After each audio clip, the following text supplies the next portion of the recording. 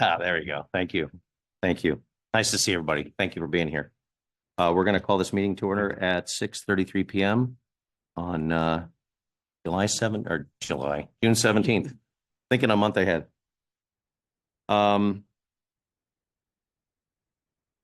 Let's see. Sorry, guys. Are we going to report out on no action. We had a closed session. There'll be no reporting out.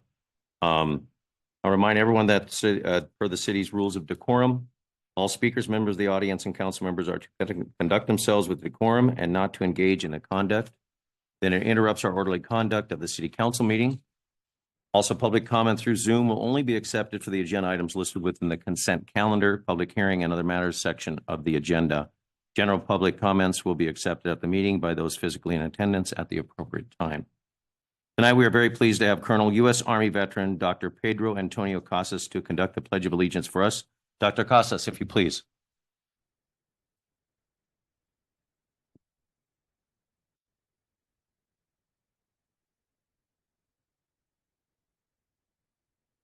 Okay. Already corrected. I pledge allegiance To the flag of the United States of America and to the republic for which it stands, one nation, under God, indivisible, with liberty and justice for all. If you could stay there just for 1 second.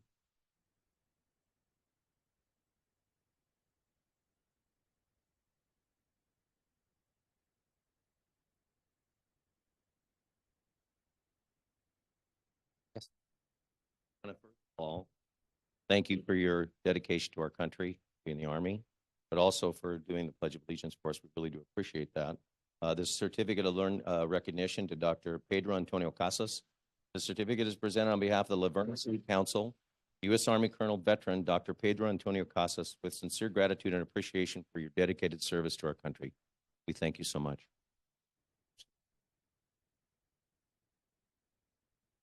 I meant my. And Verne.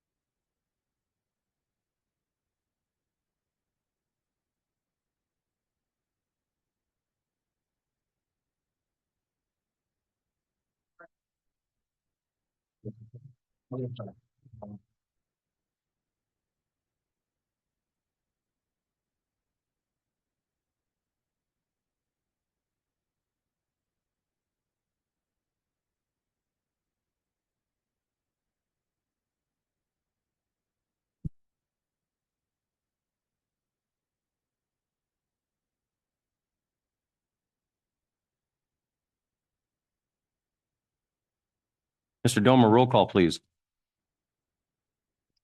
Thank you, Mr. Mayor. Councilmember Crosby. Here. Councilmember Kashif-Fagita is absent on a vacation. Councilmember Lau. Mayor Pro Tem Johnson. Present. Mayor Hepburn. Present. Present. Thank you. We'll now move to announcements of upcoming community events. I'd like to call up the first person, which would be Mr. May, our librarian.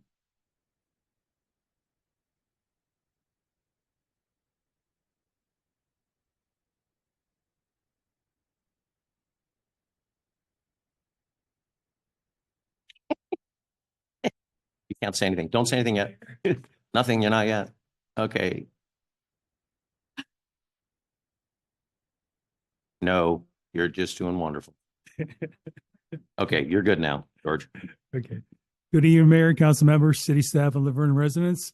I am here to discuss the lineup of events we have for June and July. It's about 10 events. So this is we're getting really busy at the library. So I just want to point out to everybody, most of the events that are being held have limited attendance or registration is required, and you can do that. You can do that one of two ways. You can go to the library and talk to one of the staff and register that way, or you can go to visit.lacounty.org/events, and then there are to search to La Verne Library and register online. We have everything. I mean, we got something for teens, for adults, for children, for family. So there's a lot of things that are going to be happening June and July. So the first event is going to be this Thursday, June 20th, from 1 to 2 p.m. It is a teens program, ages 13 through 17. It's titled Adult 101, Car Care and Maintenance. As the title says, you're going to learn the basics of maintenance, car maintenance tips, so you can keep your car running smoothly for years to come. Then the next program is going to be on Saturday, June 22nd from 1 to 2:30. It's for ages 10 through 18. And this is one of 3 programs that we have that's being sponsored by the Edison International and the LA County Library Foundation. The program is titled Exploring Energy Technologies, Make a Solar Oven. Attendees will learn about solar energy, and then they will use their own solar oven to cook items without electricity. Now, next program I've already mentioned in previous council meetings is Summer Fun Doodles. That's going to be on Wednesday, June 26th at 5 o'clock. This is for ages 6 through 12. With parent and caregiver, you will learn about the benefits in doodling, and then you'll doodle things related to the summer season.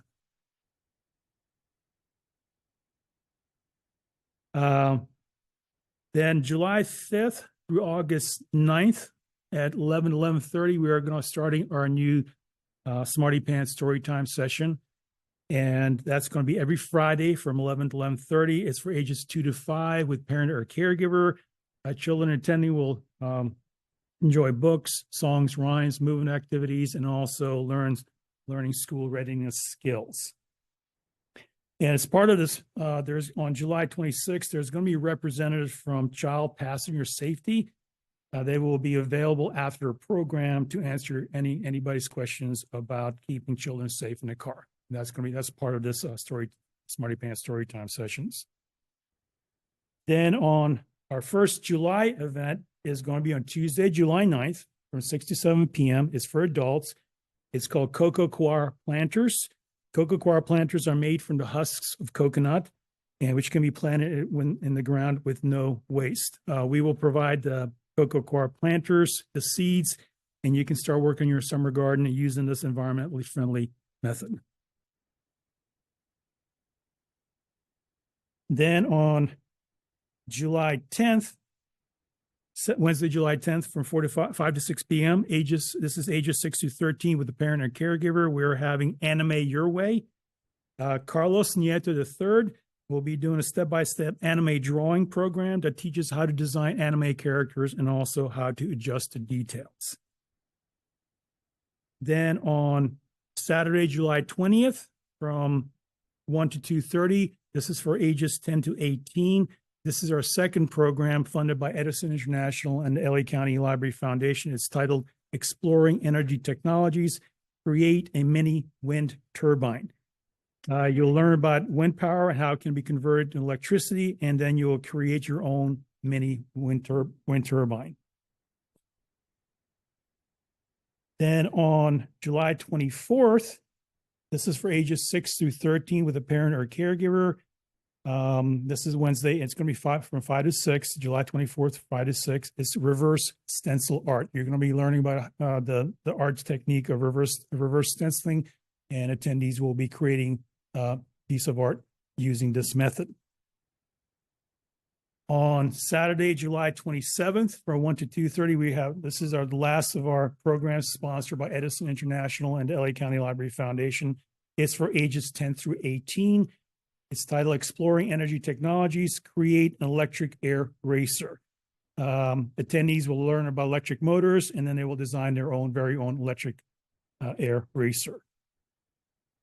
And our last program for July is on Wednesday, July 31st from 5 to 6 p.m., ages 6 through 13 with a parent or caregiver. It is called Sunset Art. You will learn about why sunsets look different depending what the season, and then you'll create your own sunset sun catcher. That was a tongue twister there. Next announcements I'm making on behalf of the Friends of the Laverne Library. At the last meeting we had last month. They asked that I speak before the council, request, see if anybody in the community would be interested in joining this group as a member. It's a minimal time commitment, about a little bit over an hour once a month. They meet on the third Wednesday of each month at 6:30. So if you're interested in supporting the library, which is what they do, and without the Friends group, that building that I work in would not have been possible. They were instrumental in making that happen, 1985, 1986. So what they've done in the past, they've supported our programming. They've purchased furniture. They've recently purchased all the computer equipment that you see in our internet island, 3 additional computers. They've purchased shelving. They purchased supplies like book tape dispensers, cutters that the staff need to do their jobs. If you're interested in promoting, generating donations to the library, we actually do need donations. We're kind of running a little bit light right now. So if you guys have not gone to your attics or your garages and you have books laying around that you want to get rid of, they're in decent shape, bring them in. They'll help us. We'll put them into the book sale, ongoing book sale, or if it's something that we need in the collection and they're in good shape, we will actually add those titles to the collection. So you can be officers, you can make donations, you can make book suggestions.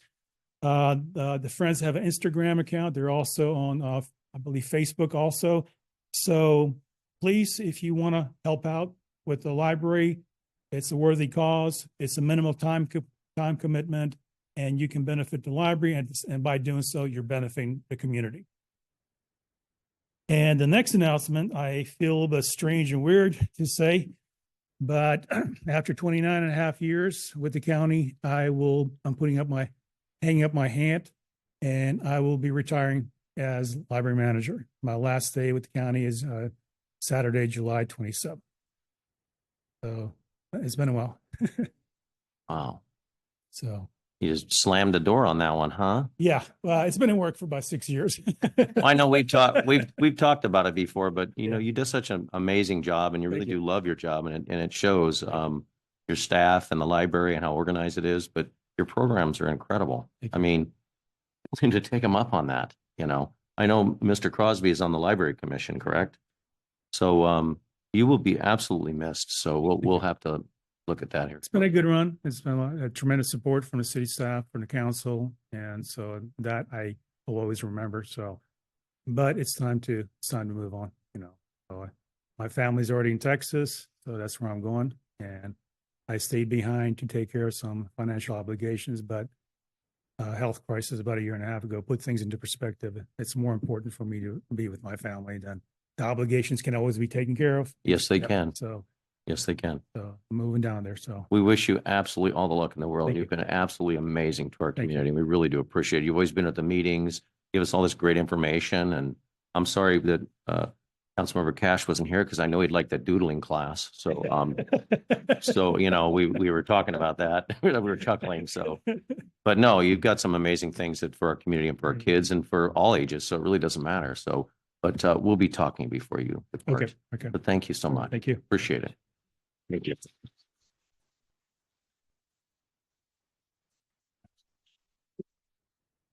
Any other announcements? Leah.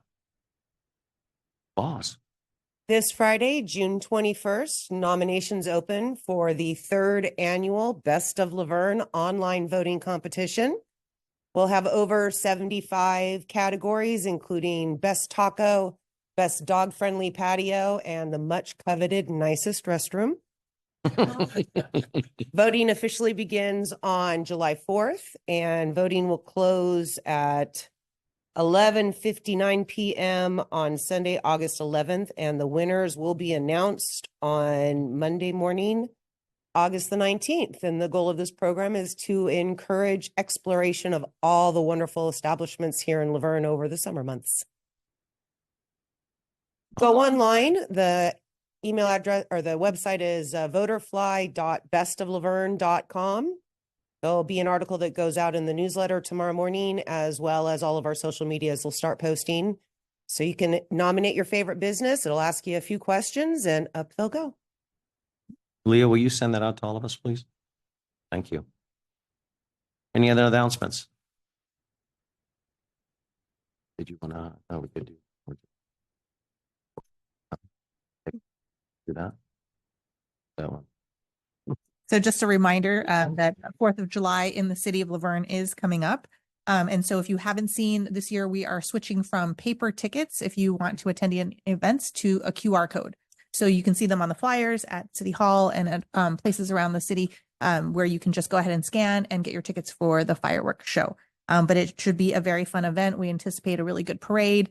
Hopefully the weather will stay mild and not too hot. So fingers are crossed. We'll see. But if you have any questions about what's happening with the 4th of July, we're happy to answer them. There is a 4th of July committee that convenes throughout the year to prepare for the event. So if you are ever at all interested in becoming a part of that committee, you are more than welcome to join. Thank you. And remember the pancake breakfast on 4th of July morning by the sponsored by Troop 411 at the Methodist Church, which is wonderful and usually attended by hundreds of people. So also we have concerts in the park coming on the 30th of June. Starts our concert series at Heritage Park starting at 6:30 p.m. So it's free, which is a great number. It's free and you'll have a good time. So lots of stuff coming right now. But again, at the end of the agenda on our council meeting packet tells you all the dates of what's going on, our meetings and stuff. So please take a look at that. It's really important information. With that, we're going to close announcements and we'll move to public hearing. You may have noticed that the meeting agenda was organized a bit differently from prior meetings due to nature of the public hearings we have scheduled and the need to recess from them to count ballots. We have moved public hearing before the consent calendar to better manage our time. Tonight for public hearings, we have several items.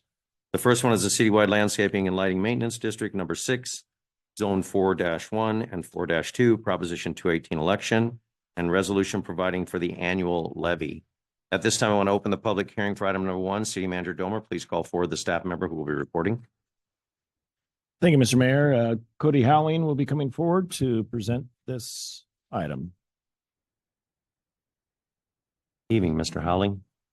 Good evening, Mayor. Good evening, members of the City Council. As you noted, this evening is a item for a public hearing for the city's landscape lighting and maintenance district. In particular, this one that we're discussing right now is for district number 6.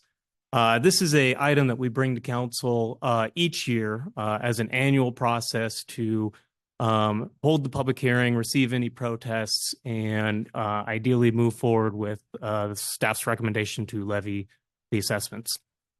This particular year is a different year from typical for lighting and landscape maintenance district number 6's. As stated by the mayor, zone 4-1 and zone 4-2 have been initiated for the proceedings of a Prop 218 process. Let me outline a few of the generalities and we'll get into the details here. So just running down the costs and the changes that are proposed for each zone within District 6, of which there are 6 zones that's district. The zone 2 is proposed to have 0% increase. Zone 3 is proposed to have a 0% increase. Zone 4, if the proposition 218 process is not rejected by the property owners, the proposed assessment would be increased by about 7.9% from $141.85 up to $153.08, which reflects approximately $11.23 increase on the annual basis. Zone 4-2 is getting, or is proposed, again, if not rejected, an assessment of $161.54 up from $147.09, which would be a $14.45 increase on the annual basis for this fiscal year of coming fiscal year of 24-25. Inclusive in those proposed increases for zone 4-1 and 4-2 is a escalator capped at 5% based on the CPI for the region, tied to the year-to-year numbers for March. Moving on to zone 5. Zone 5 is getting a proposed decrease. It's a decrease of 5.6%. The reason for that decrease is zone 5 has a healthy reserve and one that we're trying to spend down to make sure that we're not overbuilding the reserves and doing, I guess, maintain our fiduciary duty to those property owners in that zone. Zone 6 is the only existing zone actually out of all the districts that already has a CPI inflator. And that CPI inflator is capped at 3%. This year's March numbers were 4%. So the proposed increase for that would be $9.04 on the annual basis from last year to this year, bringing the assessment to $310.43 for the annual cost. So those are sort of the rundown of the numbers. I'm going to dive into more details now on sort of the big items of the night with the ballot process. So as noted, we will be opening and tallying ballots for zone 4-1 and 4-2. Before heading into the process, council is recommended to receive and hear any comments, public comments, and then move forward with recessing the public hearing for this item so that those ballots can be counted. Once they are counted, staff will bring it back to council for the final outcome. Before we dive off into that process, I want to acknowledge a few folks. It was not just me involved with this, it was a group effort. I'm just going to run down the names. Deborah Fitz assisted, Andrea Blockinger, Chrissy Sanchez, Lisa O'Brien, Aaron Bilstein, Colin Purdy, and of course, Director McQuaid, and under the direction of Mr. Domer, the city manager. As a group effort, and I think there's a few stats that I'll share with you that will help show what those efforts included. So the process included setting up a city webpage, holding a total of 4 community meetings, outreach through Nextdoor, which included 304 residents engaging with the posts for 4-1 and 172 residents engaging with the post for 4-1. We had 16 views of our community meetings. I know it was not the most thrilling thing, but we got 16 views. And of course, there was also postcards and door hangers that went out to make sure that all the property owners were well informed of critical dates, the meeting dates, certainly this evening's important date of the public hearing. And ultimately the goal is to hear everybody's voice on this. So with that, I will conclude my report for zone or district 6. I'm available for any questions. If you'd wait a second, council, do we have any questions for Mr. Howling? Thank you. We'll call you back up if we need you. Then we will go ahead and open up public comment. Does anybody wish to speak on this item? That would be a no. I know it's exciting. We will close public comment and bring it back up to the dais. At this time, I would like to recess public hearing item number 1 to allow for the counting of the ballots for zones 4.1 and 4.2. Counting of the ballots will take place in the City Hall lobby at the customer service counter. Members of the public are encouraged and invited to watch the opening and counting of the mailed-in ballots. Once the ballots have been counted and tallied, the deputy city clerk will certify the results and inform the city manager. We will reconvene for the public hearing for item number 1 at the next available time, announce the results of the voting, and based on the results, there will be motion accepted to approve the applicable engineer's report version reflective of the ballot process outcome and adopting the applicable resolution version for the levy and collection of the annual assessment. That's a lot of information. We will recess. And I want to thank staff for that, all the ones that were mentioned, and everyone. This is a very, very lengthy process. And the reason we're doing it is the fact that these costs are they're not covering the cost of the assessment areas any longer. And we waited some time for this. We have new city management that's been reviewing it, new public works director to review these things. And that's where we're at, to be able to recoup the cost, to be able to take care of our maintenance and landscaping districts in the proper way. So hopefully the vote will show that. So we're going to go ahead and go to, yes. Now, I know you're all getting up to watch the ballot voting. I know it's exciting. We will move to item number 2. The next public hearing is for citywide landscaping and lighting maintenance district number 7. The resolution, public hearing providing the annual levy. I'd like to open the public hearing. City Manager Domer, please call for the staff member who will be reporting again. Mr. Howling. Yes. Out of respect for everybody's time, I'm going to have this one a little bit shorter. Much of the same information applies, but we will get into the numbers because I think that's what's important for everybody's interest. Mm-hmm. Ditto. Yes. So District 7 is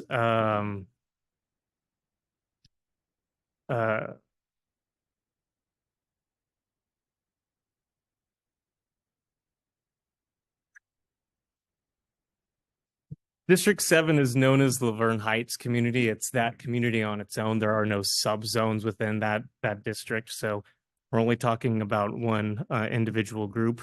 For this proposed, this year for the fiscal year 24-25 budget, we are proposing over the levy of last year, and I'll clarify that detail in a second, a 1.35% increase from what was levied. Now, we're not proposing any increases to the maximum assessment. We are at that ceiling. Very much as Mayor Hepburn noted, if we wanted to consider increasing that ceiling of $693.26, we would have to go through the Prop 218 process. It's something that staff is evaluating and looking at. It may be considered for next year. There are some reserve balances that we can continue to rely on for a relatively short period of time, but costs continue to increase.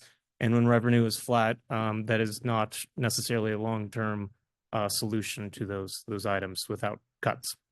So that is it in a nutshell, a relatively minor increase of approximately $9.26 for the annual basis. Again, this is an increase on the levy, not an increase on the maximum assessment. And that concludes my report. I'm available for any questions. Thank you, Mr. Howling. Any or comments or questions for Mr. Howling? Nope. We'll close that. We're going to open up the public hearing. Anybody wish to speak on this item?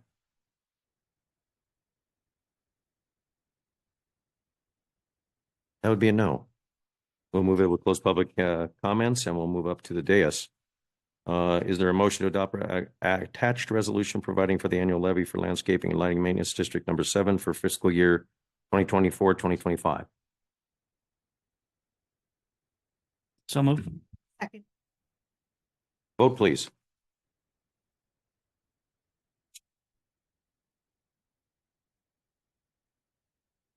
That motion is approved 4-0. Thank you very much. And I think Mr. Howling's, the next public hearing is for the city-wide landscaping and lighting maintenance district number 8, public hearing resolution providing the annual levy. This time we'll open up the public hearing. Mr. Howling, take the mic. You're going to be surprised by this one. This one is very similar to the previous two. It is a lighting and landscape maintenance district. This particular neighborhood, again, much like District 7, is just a neighborhood with no zones for District 8, and that is comprised of the Marshall Canyon area. The annual assessment has been set at the max. There is no increases proposed, and we are maxing it out, and we cannot increase it beyond this amount right now unless there's a Prop 218 ballot that ultimately was approved. The numbers for this fiscal year coming up, 24-25, would be $249.70 per parcel. I will say, there has been increases to budgets. Last year's budget to this year's budget is a 9.2% increase. And we anticipate that to continue. And much like I had mentioned for District 7, staff will continue to evaluate these and bring recommendations for council's consideration on future increases. That concludes my report for District 8, and I'm available for any questions. Thank you, Mr. Howling. Any questions for Mr. Howling? Just a question. We did a Prop 218 measure for landscape zone 4.1 and 4.2. But why did we choose not to do it for District 7 and District 8? So with going towards zone 4-1 and 4-2 for District 6, I believe, and I'll have to go back and recheck, I want to say roughly the total parcels within the city that are included in a district of this sort, those two, I think, comprise like 60 to 70% of all the parcels. So while we're only talking about 2, it's actually the biggest chunk of parcels out there.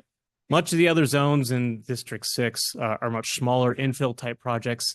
Of course, District 7 and District 8 are larger developments with Marshall Canyon and Laverne Heights. Those have reserves currently right now, and looking at trying to develop a budget and a cost that is well received, where we can make cuts where we can afford them, and where we can't, we identify those. That's sort of all put together in a process that hopefully yields something that would be at least considered by the property owners. So like I mentioned, for those two in 4-1 and 4-2, we're talking something to the tune of less than $15 on the annual basis. Unfortunately, some of the other ones are not that nice. They're going to take a more larger bump to get their costs, and so staff is continuing to look at where we can improve efficiency. One of those items is we did put out a RFP, and I believe it's on the consent calendar this evening, for the landscape maintenance contractual services. Looking at that, looking at water conservation, different equipment. Unfortunately, all that has a capital cost, but where there's room for an investment to save money in the long run, we're certainly evaluating that. So we're trying to attack this in a way where it's efficient and effective for the voters to consider. And so we will probably be bringing these back next year or very not too soon after that for council's consideration. Thank you. Any other questions for Mr. Howling? Okay, we will go ahead and open up public comment. Anybody wish to speak on a public comment on this item? That would be a no. We will close public comment.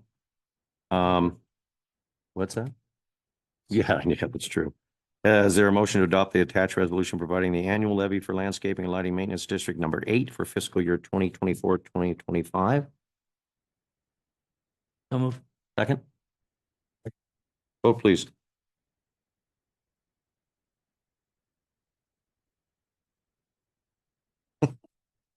That motion was approved 4-0 with Councilmember Castro-Vogita absent. Thank you. Ready yet? The voting. Okay, we can keep moving. Final public hearing is for the maintenance district number 84-1M Esperanza Road Slopes. Public hearing resolution providing the annual levy. At this time, I open the public hearing. And Mr. Howling, you're up. So this one actually is just slightly different from the previous three. So a lot of the process is similar. This is not formulated out of the 1972 Landscape Maintenance Act. This is from I believe, is it the 1913 Road Improvement?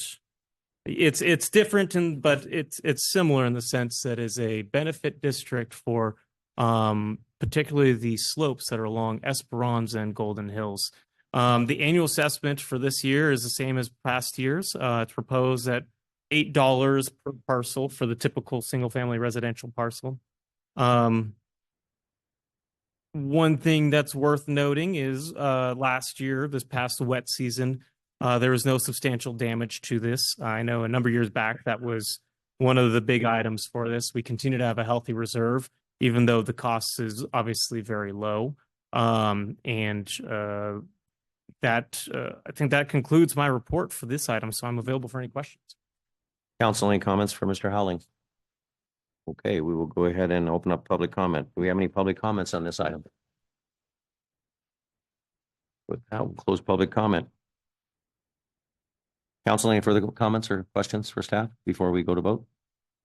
Is there a motion to adopt the attached resolution providing the annual levy for maintenance districts number 84-1M Esperanza Road Slopes for the fiscal year 2024-25? Motion?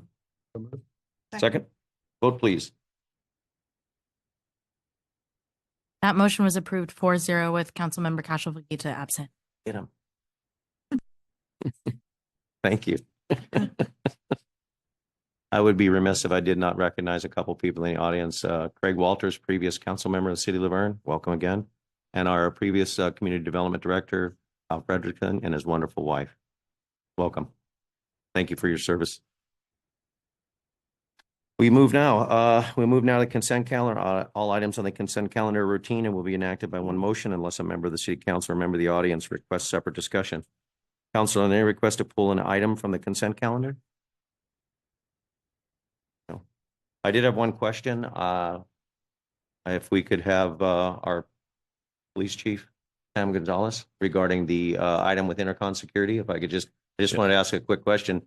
It stated two quotes, but I only saw the one quote and it was Intercon security that was selected. But as full transparency, I just wanted to make sure that our residents receive the other quote also to see what the variance or difference was and why we selected Intercon. Yes, that was an error on my part. The second quote was from SP. Of course, I leave my glasses over there, so that Need 'em? help. I got mine. That's okay. SP Municipal Services, and the company itself had a greater increase than the selected company that we chose. They wanted $44.50 an hour plus a 3.5% increase annually, which would increase the cost, the overall cost of intercon services. So we went with the desired vendor due to those conditions. And we've had a longstanding relationship with Intercon Security, and we've had the ability to pick and choose the employees that we would like to work in the police department, and that's something that they would grant us moving forward. Great. I appreciate that. How many years have we been in Intercon? We've been with Intercon, I believe, a little bit more than 10 years. Yeah. 10 or 12 years, something like that. I believe Okay. so. I appreciate that. It's just for transparency. We'd like to see what the quotes were. And I know on the other items, as far as some of the departments and the vendors that we're choosing, they showed the increases and showed what they were and the certain percentage, some none, but I appreciate that. Thank you. Not a problem. Thank you. Thank you very much. With that, motion, Move to approve all consent items. vote please. That motion is approved 4-0 with Councilmember Cash absent. Thank you very much. Just a comment on we have a lot of contracted services through the community. And I know when I get on council, we want to see what we're paying, and we want to look at what other vendors can offer us to make sure that we're transparent on far with what our residents are paying for services and what our cities are paying. We've had some of these services for many, many years, but some of them prove to be very beneficial. And not only that, they're very prudent and they're very cost effective. So, but we want to make sure that we're transparent on what we're doing to show what the costs are, what the new costs are, and compare services. And some of our services we have, especially with water, there's some specialized services, pumping companies, special programmable controls and things like that, that we're kind of obligated to a certain extent, but we still want to see the competitive aspect of it. So I appreciate staff's time. It takes a lot of time to do this, put this together and bring it forward to all of us and all the residents. So thank you very much, all the staff. With that, we'll move to other items. The first item is the directing regional renewal of the outdoor OS. Are we moving to that one already? Yes. Wow. Hey, what time did I say? 7:15. I was right on the mark, wasn't I? We were at the cafe this morning at the Village Inn, and some people were asking what time should I be there at the meeting. I said, 7:15, 7:30. It's like, look at that. We may have to interrupt to go ahead, and we'll have to go back to that item in order to count the ballots, correct? Or we do it at the end? We will, Do it at yeah, the we end? will probably go through this item, and then if it's a break, Very good. then we'll do it. City Manager Domer, please call forward the staff member who will be reporting. Thank you. I'd like to have Community Development Director Eric Shearer make this presentation. This is for the renewal of the outdoor patio permit for Cafe Wang. Correction regarding renewal. Thank you. Good evening, Mr. Mayor, members of the council. Before I get into my report, I did want to bring to your attention that on the dais before you this evening are additional correspondence that the city received after the agenda packet was prepared and presented to the public last week. All of these documents will be made part of the official record through the minutes of tonight's meeting, but they are on the dais for your review, so you're aware. As the mayor mentioned, this tonight's item is to discuss the potential renewal of the outdoor patio permit for Cafe Wang at 2316 D Street. So starting back in 2020, on July 1st of 2020, the city closed the section of D Street between Medina and 3rd in order to allow the restaurants on that street to expand and to build out outdoor patios as the mandates for the COVID pandemic started allowing for outdoor dining at that point. And for basically that 1 year until the summer of 2021, the street remained closed. There was some back and forth with the mandates, as you'll recall, where the street was reopened and then shut back down again. But basically, it was closed for a full year. Almost all the restaurants on this section of D Street were taking advantage of the outdoor space along the street and the parking spaces. Being closed to vehicles, I should say, and not to pedestrians, obviously. Once the indoor limitations began to be lifted the summer of 2021, The Old Town Laverne Business Improvement District's Advisory Board. I'll probably just refer to them as the board going forward for clarification. But they made a recommendation to the city council to reopen the streets at that time because the outdoor patio spaces were not being used as often and the indoor restrictions had been reduced. At your July 19th, 2021 meeting, you did vote to reopen the street, but did allow for expanded outdoor patio spaces, basically in the parking spaces for any businesses in Old Town that were interested in doing so.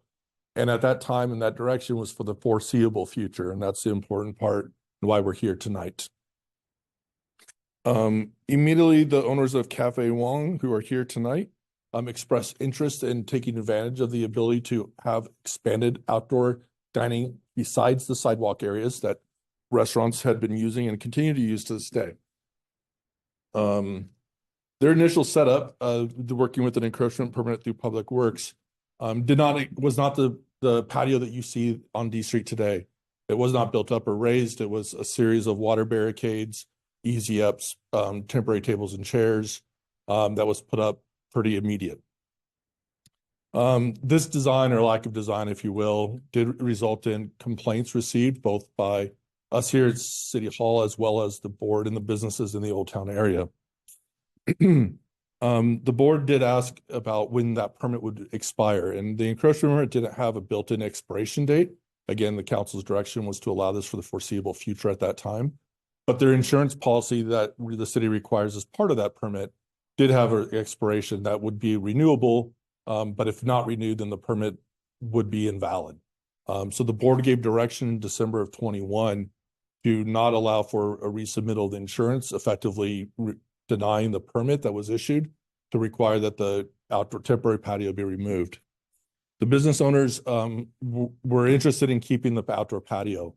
So they made a proposal back to the board at the subsequent meeting in January of 2022,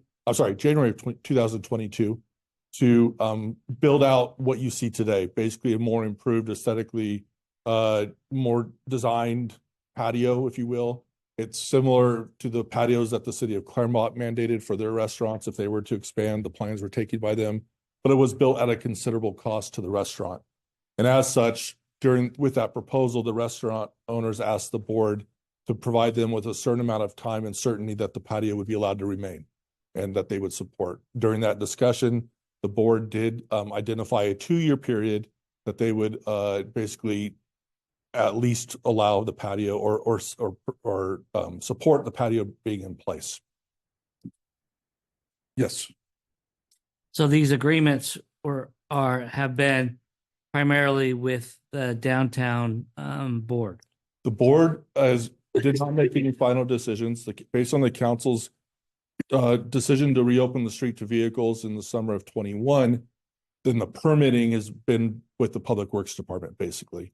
The board is just a recommending body to the city council. They don't have the authority to shut down streets or to issue permits. That's all done here by staff and per council direction. But you said it was the board that said through their insurance policy, they would not allow it. So again, that's not with the city, that's been with the board.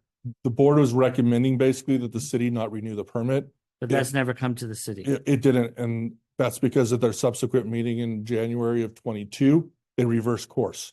Okay. If they hadn't reversed course, we would have been here before the city council in February or so of 2022, recommending that the city council, just as we are tonight, basically saying the board is recommending that the patio go, and whether or not the council wanted to move forward and basically say that you are no longer going to allow for the outdoor expanded patio areas in the downtown like you authorized in the summer of 2020. Again, so that January meeting, the board agreed for a 2-year period at a minimum that the patio would be allowed to remain so that the owners could basically amortize their costs that they had invested in building out the patio that they hadn't before. So coming up in February at the board's meeting in February of this year, it was on the agenda for further discussion on what the board's recommendation would be regarding the outcome of that patio since the 2 years had expired. The board voted at that meeting to to extend out basically on a month to month, the ability to use the patio until the end of May, so that board members could informally poll the other businesses on D Street on what the business owners' opinions were on the keeping of the patio. So at the board's May 13th meeting, it was agendized, and that's when we received a recommendation. After lengthy discussion by business owners, the board, other people that were in attendance. So at that meeting, the owners of the business presented some statistics, which are part of the agenda packet tonight, on the usage of the patio and approximately by month, how many people use the patios. Obviously, you'll see that it had a heavier use during the summer months. And then the board member that took the informal poll reported that approximately 80% of the businesses that were interviewed supported the removal of the patio. Then after a lengthy discussion and on a 3-2 vote, the board voted to allow the patio to remain through the end of this calendar year and be used by then. So staff takes that as basically being utilized through December 31st. And then we'd have to provide them some amount of time to physically remove the patio. Staff is estimating a 30-day window should be sufficient to tear down and restore the 3 parking spaces that it currently occupies back to the way it was before the patio was built. As I mentioned before, the city council does have the final determination on this matter. As an alternate to the board's recommendation, you can decide to have the patio removed sooner or in a shorter amount of time, or you could also move forward and present a different length of time, longer. I would suggest, if anything, beyond the board's recommendation or immediate, that it would be brought back to the city council for another discussion before the owners are basically ordered to remove the patio.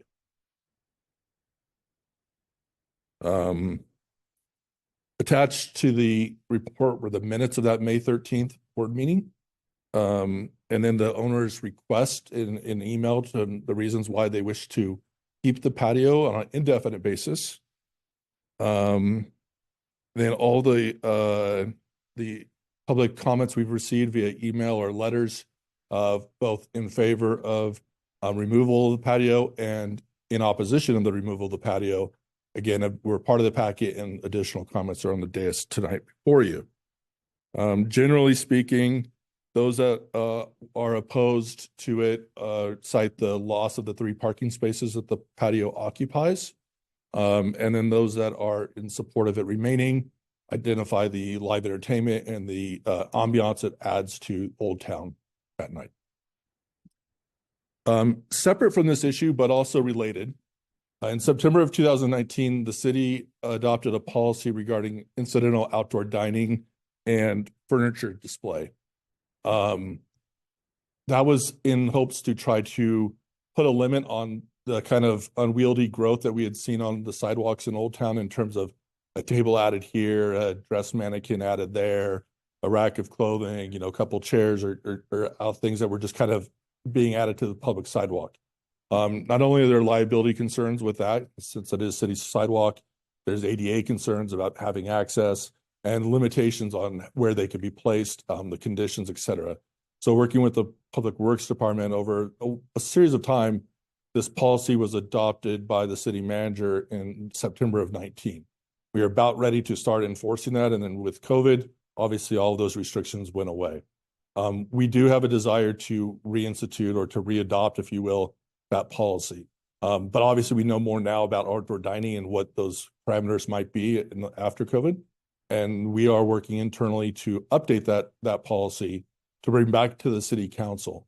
Basically, that policy, as written previously, allowed for businesses to have either 2 tables and 4 chairs, or a 6 square foot area of outdoor display in the public sidewalk, with a bunch of different conditions, such as 5 feet clear for pedestrians to maneuver around the areas, not blocking emergency exits, et cetera. Anything more than that would require a separate lease agreement, similar to what we have with other restaurants that lease public spaces in Old Town, not necessarily in sidewalk areas, but in former alleyways or in Transportation Plaza. So we're looking at all those to revamp those and make sure that we're consistent on all of them.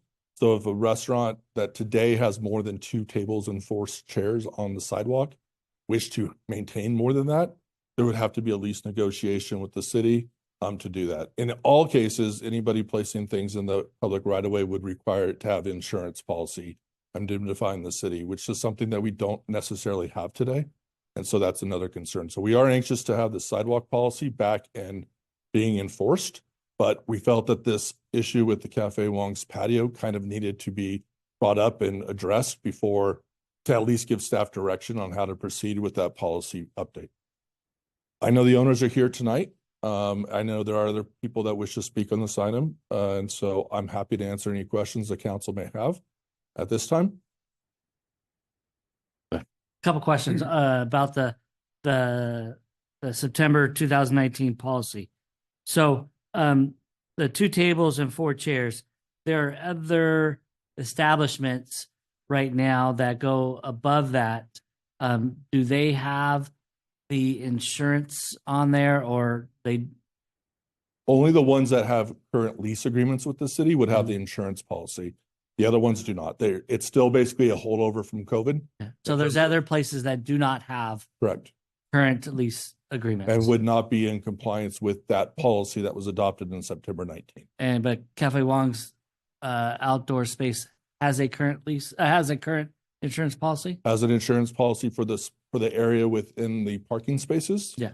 But not the I don't recall if the insurance covers the area in the sidewalk. I would assume that we would have required that too at the time, just because we had the policy.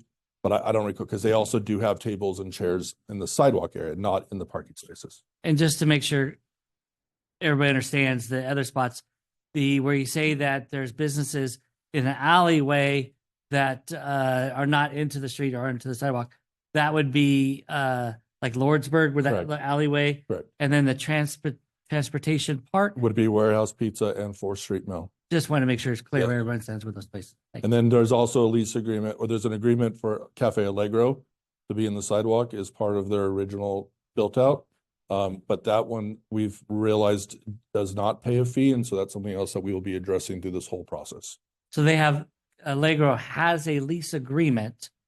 So They have city approval. I don't believe we have an annual agreement on that patio, but the city did issue approval for them to be in the sidewalk back in the early 90s when they first went in and that patio was built out. But maybe not in terms of an agreement. I do not know where they are on the insurance policy. that's my next one. Thank you. So is that something that we expect to be cleaning up? All of this would be cleaned up, so we're consistent and treating all businesses fairly from this point forward. It only recently came to staff's attention that Allegro did not have a paying lease agreement. That only happened in the last couple of months. Before that, we were unaware. So will we have a per square foot fee? Exactly. For Yes. whether it's the transportation park or I believe- alleyways? I believe all of the 3 leases that we do have in place today, all are charged the same lease per square foot. So that same rate would apply to the other businesses that if any new ones were requested, that same lease agreement same lease rate would be applied per square foot of total outdoor dining space. When you say So- 3, you're talking about 4th Street, Warehouse, And and Lordsburg. Lordsburg. Why not the sidewalk of? We're unaware Yeah. why there was never a lease agreement or a payment required. That was one of the first ones. We don't have the records of why that happened. Is that a property that we're going to be cleaning up? Yes. So my question would be, when was the last time the square footage leasing amount was determined? Because if we're going to do a cleanup, I would want to know, what does that look like? I mean, is that an old? It does go up with CPI annually. And I don't know when the initial rate was adjusted, but it does go up per those agreements annually based on CPI. And then how are we keeping track of the insurance? Because it doesn't sound like we have been. I don't recall if those are submitted with the payments or who's responsible for the insurance requirements. It hasn't been me. I could tell you, it hasn't been me. Yeah, and members of council, that's one of those issues we most certainly want to clean up. Both, and as you know, we're getting more technologically advanced. So it seems like there's a lot of paper trail that with staff changes and other things just kind of fell through the cracks. And so we look to most seriously on the insurance side, clean that up because usually you're verifying every year. So we can do that, have better lists.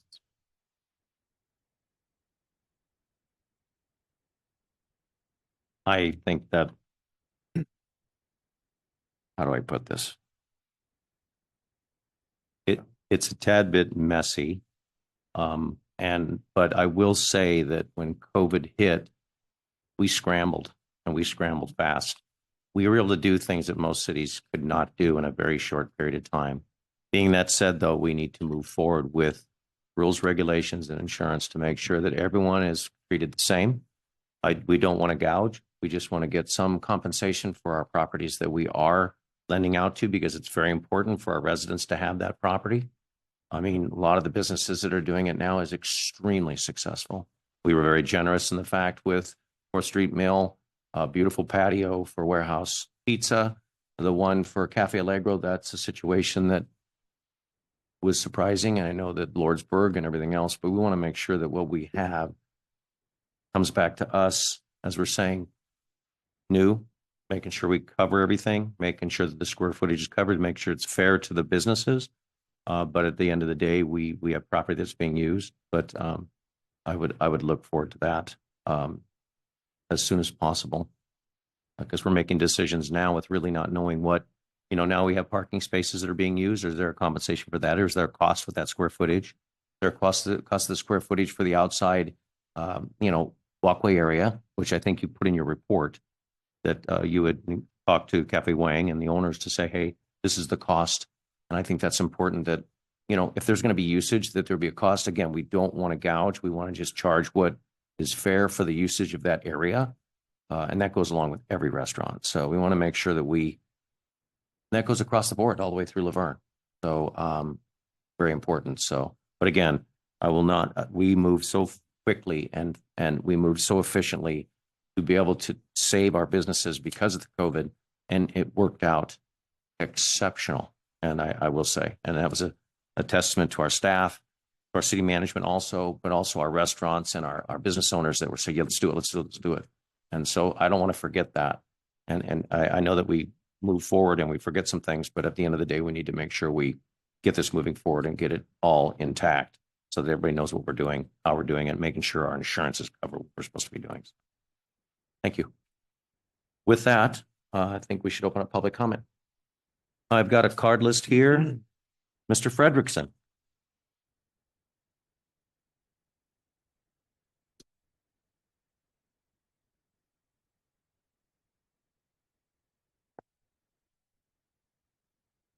Thank you, Mr. Mayor, members of council, city staff.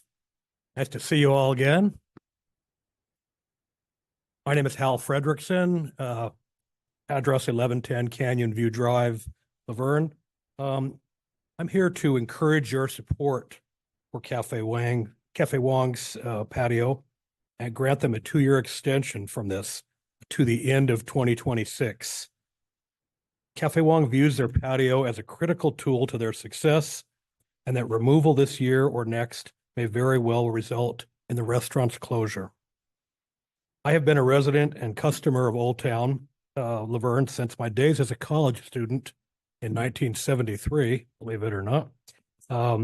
Through my career with the city of Laverne beginning in the 1980s, including service on the Laverne Planning Commission and retirement from a 40-year city planning career in 2017.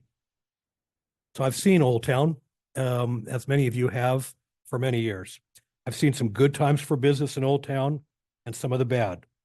Old Town Laverne was a ghost town in the 70s when I moved here and when I was a student at Cal Poly. And, but it's also enjoyed a resurgence with further challenges. I have learned that we must do all we can to protect quality businesses in Old Town. It's very hard to recover from business failure and vacancy. Certainly learned that over my career. Quite frankly, I was a more cavalier young planner when I began my career, and learned that business is too tough to take for granted. Cafe Wang is a quality business with devoted owners that deserves our help to continue its success. It's been a welcome addition to Old Town Laverne since its opening. The owners of Fong Wong and Ken Valmonte are likable and responsible business owners. They're very active participants in the business improvement district and regular participants in Old Town and Chamber of Commerce activities. Unfortunately, their business, like most, has had struggles since the pandemic, with high labor costs being just the most recent and challenging. The last year has seen a 35% drop in sales for them. But Cafe Wong is committed to regaining their success. I like hearing from them that they are very optimistic about the abilities from the future, from the further growth with the coming A line, formerly Gold Line, beginning operation in Laverne.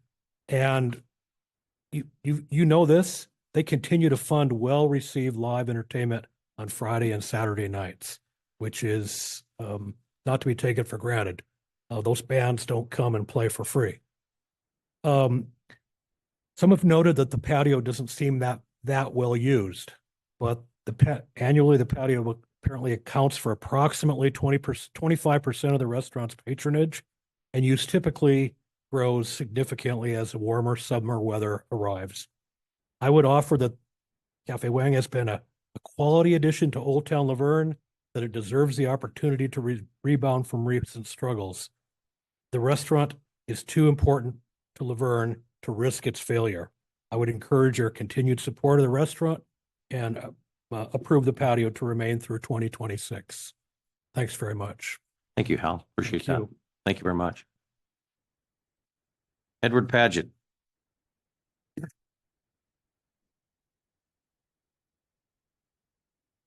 Good evening.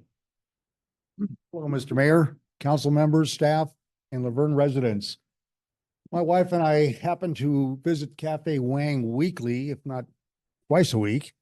And when they told me about the possible removal of their patio, I couldn't believe it. But they're bringing up some good points about the parking. And I've spoken to a lot of people, and some are opposed to keeping it and some are for keeping it. It all depends who you ask, but I'm open to that. And these guys, they work 7 days a week. They're never off. Go in there sometime. And with this latest rate increase for minimum wage, they're down to a skeleton staff. My wife and I have volunteered to work for free. We said, we'll bus tables. We don't know how to cook, but we'll bus tables, whatever it takes. But I hope you will listen to all of us and keep them in business, keep that patio open for another couple of years. Thank you for your time. Thank you, Mr. Paget. Appreciate it. Thank you. Ken Valmonte.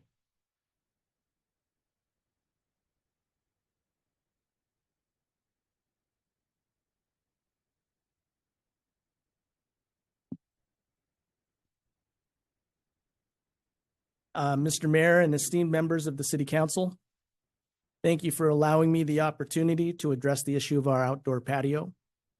I'm here to present 5 key points for your consideration, expressing our gratitude and understanding while also addressing concerns raised by the opposition. Number 1, the lifeline. We want to express our deepest gratitude for the decisive action that Old Town Board and the City Council took during COVID-19 pandemic. Your swift response and unwavering support saved our business, which had only recently opened its doors at that time. Over the past couple of years, we have faced an incredibly challenging journey, encountering numerous challenges and uncertainties. As we transitioned out of the pandemic, we found ourselves confronted with yet another formidable hurdle: alarming, persistent, and pervasive inflation. Rising costs, coupled with the losses we have sustained, have made it even more challenging to keep our doors open. In the midst of these difficulties, our outdoor patio has been the lifeline that has sustained our business. It has remained a symbol of hope, serving as a gathering place where our customers can find solace and joy. And the patio has transformed into a vibrant and welcoming space where special memories are made and cherished. It has become an integral part of our identity, contributing significantly to our revenue and enabling us to sustain our operations during these trying times. Over the past months, we have experienced monthly losses of 33 to 39% on a year-over-year basis. These staggering numbers underscores the immense impact of the ongoing challenges we face. Without the support of our outdoor patio, it is highly unlikely that our business can weather the storm. The patio not only provides us with a source of income, but also serves as a beacon of hope for our staff and loyal customers. The patio represents resilience, determination, and the spirit of our community coming together to overcome adversity. Number 2, concerns regarding the DIBID recommendation. I would like to address the concerns raised regarding the recommendations by the DIBID board. The board voted 3-2 to recommend allowing the permit to expire at the end of this year, based on data from an anonymous poll indicating that 80% of Old Town businesses on a small section of D Street were opposed to the patio. We have reservations about the methodology. Firstly, the sample size and representation of Old Town businesses in the poll were extremely limited. The poll only included businesses located on D Street between Bonita Avenue and 3rd Street, excluding more than half of the businesses in Old Town. As a result, the findings do not fully reflect the sentiments of the entire business district. Furthermore, not all businesses within this small subset were included in the poll, which raises concerns about inaccurate generalizations and assumptions being made based solely on the opinions of those who were actually polled. Moreover, the anonymity of the poll raises questions about the transparency of the data. Without knowing the identities of the individuals making the statement, it becomes difficult to ascertain the context and motivations behind their responses.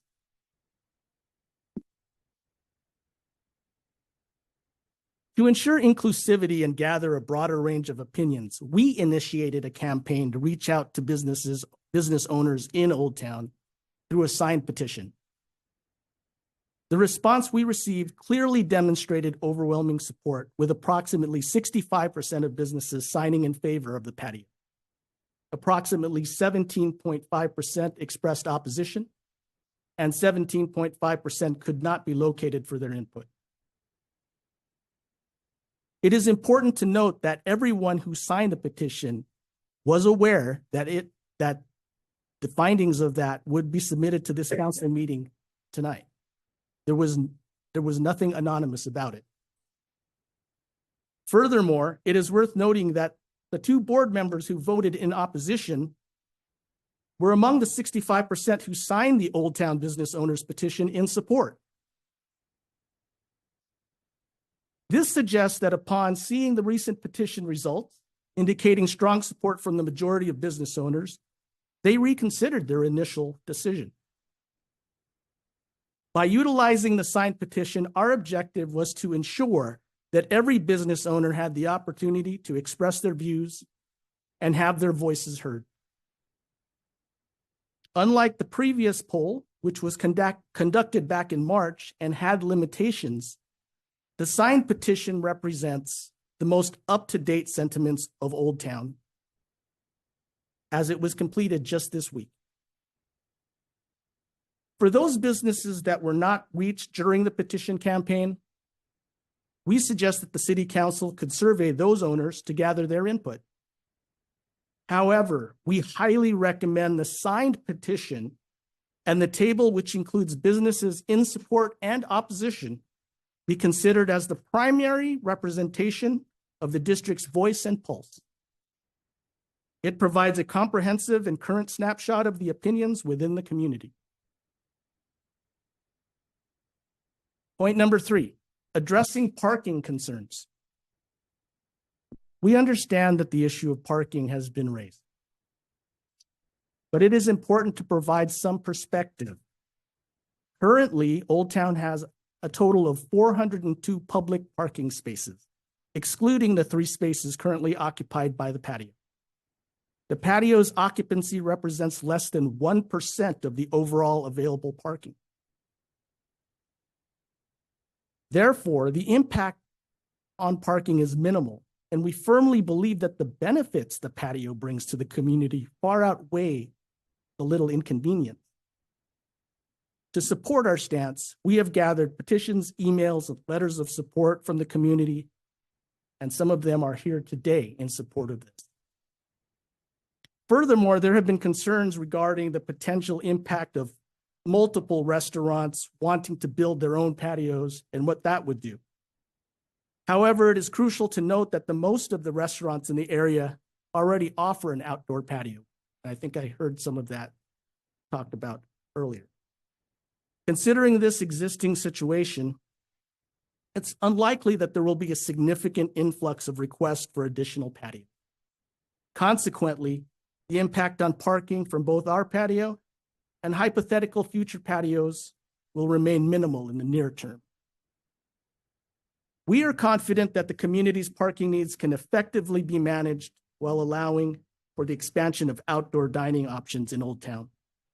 By implementing similar strategies and leveraging the experience gained from managing parking during events such as the car shows, the wine walk, the beer walk, 4th of July parade, we are confident in the ability to address any potential parking concerns in a comprehensive and effective manner. Our aim is to strike a balance between promoting the growth of outdoor dining options and ensuring the accessibility and convenience of parking for all members of the community. Point number 4, active participation in the community. We take great pride in being an active and engaged member of the community. Our commitment to supporting various events and organizations showcases our dedication to making Old Town a thriving and vibrant destination for all.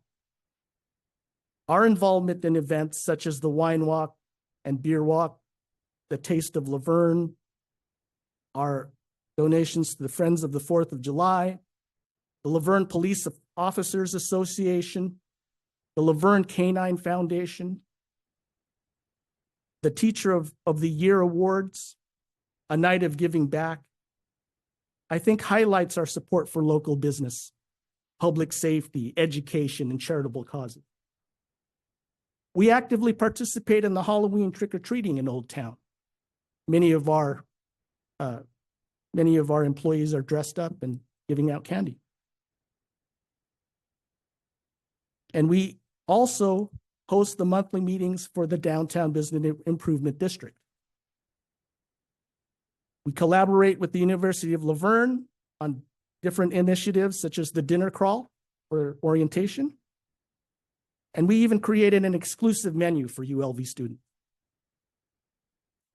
Number 5, embracing the future. Old Town Laverne is on the cusp of an extraordinary transformation. The imminent opening of the Laverne train station, coupled with the city's enhancements to East Street and 2nd Street, will unlock a multitude of opportunities for increased foot traffic and growth. Our patio has the potential to serve as a catalyst, propelling Old Town into a thriving and sought-after destination. Change is inevitable, part of progress. And now is the perfect time to strategize and prepare for the future. The ongoing infrastructure projects will fundamentally reshape the area, and it is essential that we embrace this change to fully harness its potential benefits. We need not look further than our neighboring city of Glendora for inspiration. Last year, Glendora Village embraced alfresco dining and renewed the 7 outdoor dining patios built during the COVID-19 pandemic, transforming that area into a vibrant and exhilarating place to visit. With the train stations opening on the horizon, imagine the excitement we could create here in Old Town Laverne. Let us seize the opportunity to elevate our community and make it a destination that captivates locals and visitors alike. In conclusion, I humbly appeal to the City Council to deeply consider the challenges our business currently faces and the unwavering support our patio garners from the community. We urge you to grant us a multi-year extension for our patio, as its presence is not merely a luxury, but a lifeline for our survival. As the train station prepares to open its doors, it is of utmost importance that all business owners in the district adopt a forward-thinking mindset and proactively prepare for the boundless opportunities it will bring. Removing our beloved patio at this critical juncture would not only deal a devastating blow to our business, but it would also have a profound impact on the entire community. We would not simply just lose a monetary investment, the community would lose a vibrant gathering spot, as well as a venue for live outdoor music. We have consistently been active participants in Old Town events, contributing to the vibrancy and unity of this cherished neighborhood. We firmly believe that Old Town's most glorious days still lie ahead, and we humbly request your compassionate consideration of our heartfelt plea. We extend our deepest gratitude for your unwavering attention to this matter, and we trust that you will carefully weigh the profound impact your decision will have on our business, the community, the collective spirit of Old Town Laverne. Thank you for your invaluable time and thoughtful consideration. Thank you, Ken, very much. John Watson.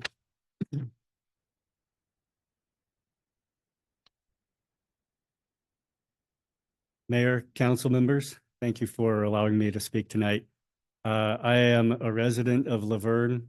I live at 2296 Canyon Crest Drive. I'm also a regular patron and customer of many of the businesses in downtown Laverne and the old district. I'm also an entertainer and a part-time musician. So by day, I manage IT projects, but by night, I have my own jazz ensemble and we perform all throughout this region. And I've been working with Ken and Fong for about 1.5 years now. We've performed many times at Cafe Wong. It's pretty hard to follow what Ken just outlined, but I think what I can do is provide a little color commentary about the fact that even just as recently as last Friday night, we performed for people, both diners and passersby, from about 6 till 9 o'clock. And one of the things that I have noticed a lot over the past several performances is that people come from everywhere on D Street. When they hear the music playing, we always notice that people are coming either from the university area, or they may have finished dinner at another restaurant. And several people tell me, in fact, even on Friday night, as I'm speaking with some of the people who are listening to our music, they always tell me that they were on their way home and then they heard the music. And it makes me feel really good as a musician and as someone who is contributing to the health of Cafe Wong. It makes me feel good to hear that people were attracted to the restaurant, and they came and they sat. Some of them ordered drinks and they stayed a while and listened to our music. Even people who don't like jazz, they still came. And so it's a very dynamic, highly attractive environment that I think this patio creates. Something that is somewhat unique. Even Claremont, where I've performed many times, they've reduced a lot of their patios, and I think they've lost a little bit of something because of that.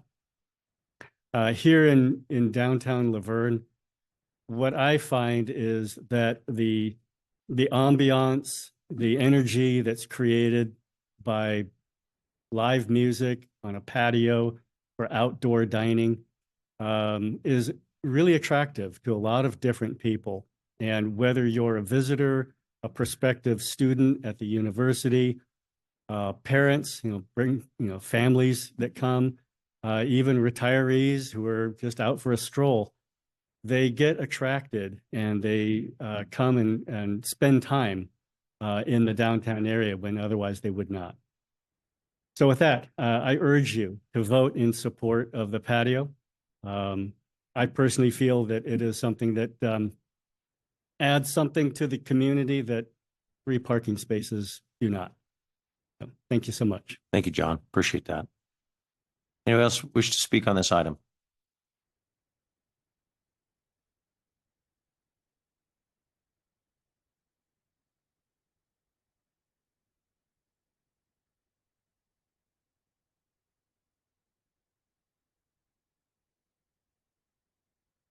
Good evening. Hi, my name is Roberta, from Roberta's Village Inn, and I guess I'm going to be the bad guy here because I'm representing my customers, and they're not happy with the patio.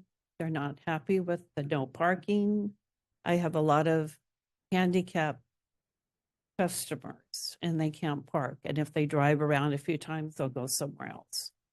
And I know it's only 3 places, parking places, but it's 90 minutes for each parking place. So that's 90 minutes, 3 parking places every 90 minutes. And it's just, I could start my own petition and get a lot of signatures. I didn't want to go that route, but I thought this was a done deal. And I just think you should vote. Sorry. Thank you, Roberta. Thank- The omelet was good this morning, by the way. Anyone else wish to speak on this item? Jerry?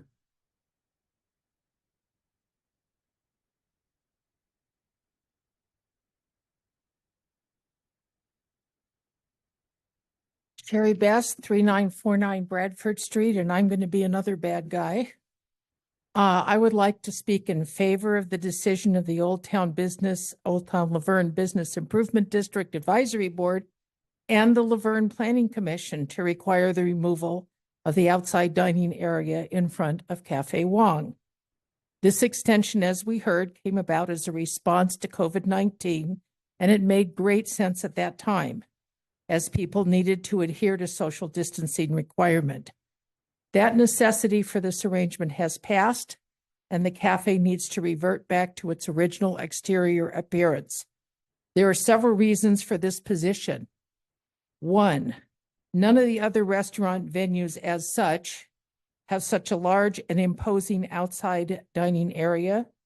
Not only does this look out of place on D Street, it alters the look and the appearance of the Old Town area. It sticks out like a sore thumb.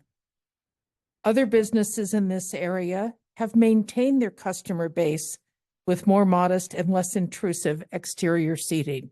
They seem to be thriving. I'm not sure that Cafe Wong would necessarily close if it moved its business inside, 100%.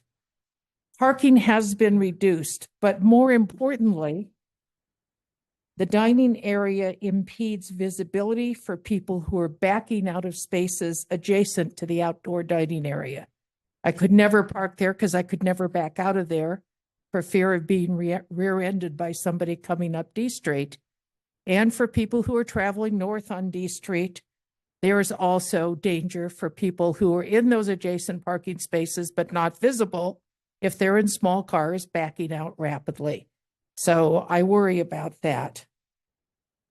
Fourthly, I believe that citizens can rely on members of the Old Town Business Improvement District Advisory Board and the Planning Commission to have made the right decision when they voted to have the structure removed.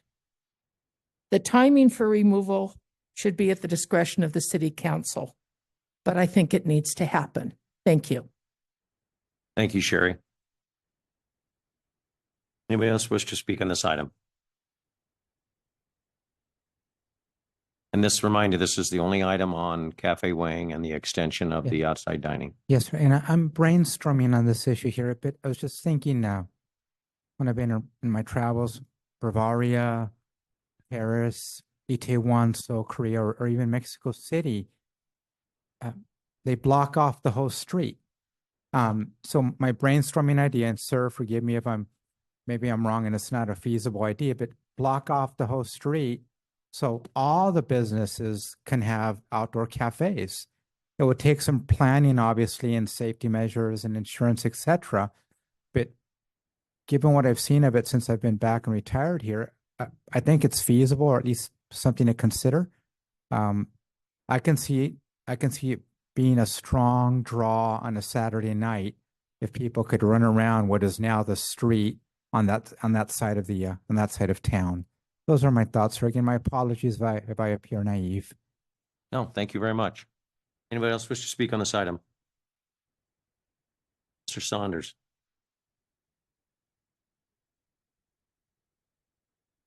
Honorable Mayor and Council and city employees. I sent you a letter after the divot, so I don't know if you got it or not, but to share my thoughts. These are great people. I'm opposed to the parking structure, but I want to see their business succeed. The parking structure, it is unsafe to try to back out of. I think you the lady brought up a very important point. But there's other businesses that are affected. I'm the owner of KBJ Real Estate downtown. 3 parking spaces, from 8 to 5, that's not being used as a patio for food. It's empty, but I could have people that could use those stalls. And then I heard that, well, there's the totality of 300 plus parking spaces in downtown, but not very many of those are on the east side behind my business or even their restaurant. That's the smallest lot downtown. This is a big decision. We all supported shut the street down, COVID, keep the businesses going. Everyone down there was in support of that. And I think the council made the right decision. But to go on and leave this structure unlimited 2 more years, it needs an end date. The other question comes up is, if we don't, how's the maintenance of the street going to be affected? There's a lot of other things that I think the council needs to evaluate, not just, we'll just leave it here and kick the can down the road, what I hear 2 more years. I'm very opposed to that. I want to share that. It has nothing to do about the cafe. It's just that I want my business to thrive too. And I think 3 parking spaces every 90 minutes is important. So I wanted to share that with you. I would support the city letting them have their sidewalk dining. I think that would be, I'm not opposed to sidewalk dining. It's the the patio that's taking up parking spaces is my issue. So I would support them. I hear music, and that is an important, for downtown. I just asked, we have Manadero Square, we built a bandstand. It's available. Put the bands down there if that's what we need to bring people in. Make a great deal for anybody who wants to sponsor it. It's there. We spent a bunch of money. Use that. There is space for it. Let's think together. And I just ask that you take my comments and vote, to benefit everybody, not just one business. Thank you. Thank you, Rick. Appreciate it. I guess I need to fill this out. Anybody else wish to speak on this item?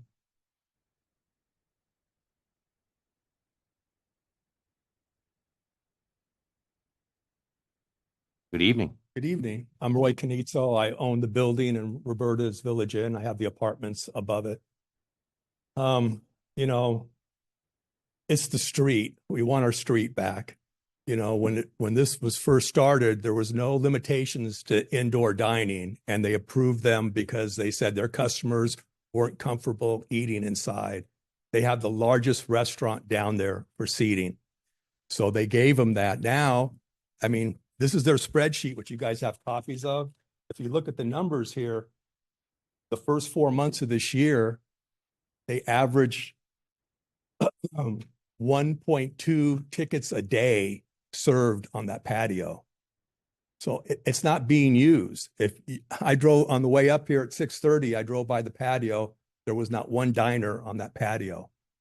That is not used for lunch. The only time it's used is Friday and Saturday nights because they have a band there. And the band plays on the patio, which limits the amount of meals they can serve on the patio. We have, like Rick said, we have a stage down there. So the whole idea of the purpose of that was having diners outside, and we're past that. COVID's over. Claremont got rid of that. We want our street back, and we want the parking, but we want our street open like a street, how it should be. And, you know, their numbers are down 30% for the past year. That's with the patio. So their business is struggling. The patio obviously isn't helping them, and it's not going to help them. And if you look at their numbers here, if you look at the winter months, it's not used at all. I think that you should give them till September and then have them take it down in September, because after September, it's just going to sit there empty. It's almost ridiculous to drive by and not see anybody sitting. The customers come in, they go, nobody, I've never seen anybody sitting there.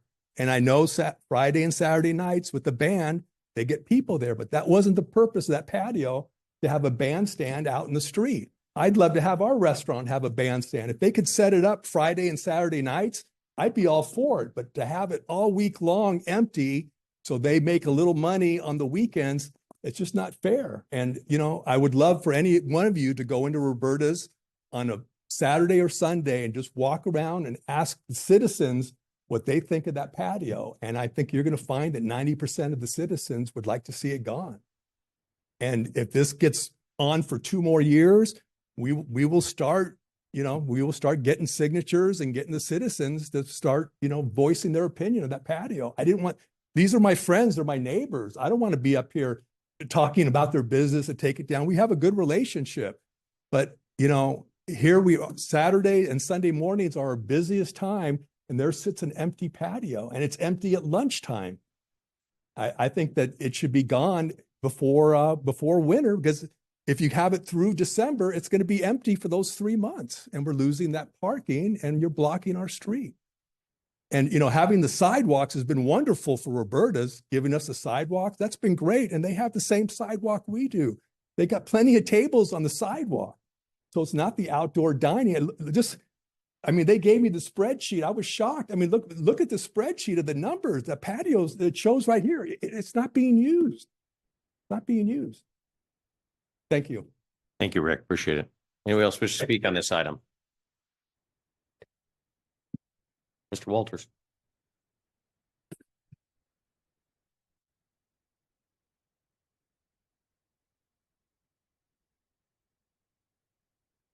Mayor and City Council. This is one of those issues that those who serve on boards and City Council hope don't happen too often. We like it when things are cordial and we have agreement on things. Well, this isn't quite that. There's been a lot of comments on both sides tonight. I'm not going to reiterate all of them, but there's some key things that I'd like to bring out. First of all, I'm not speaking tonight representing the Old Town District. The discussion and the vote that happened there, you have the records of.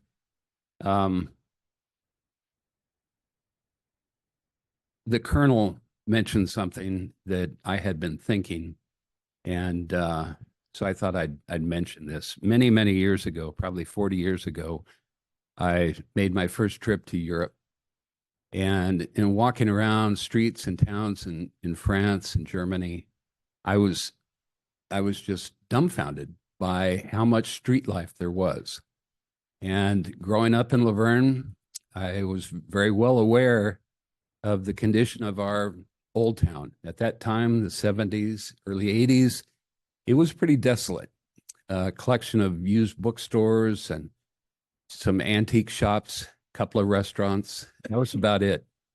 And with the resurgence of the University of Laverne and efforts by the city. The last 40 years has been just amazing for Old Town.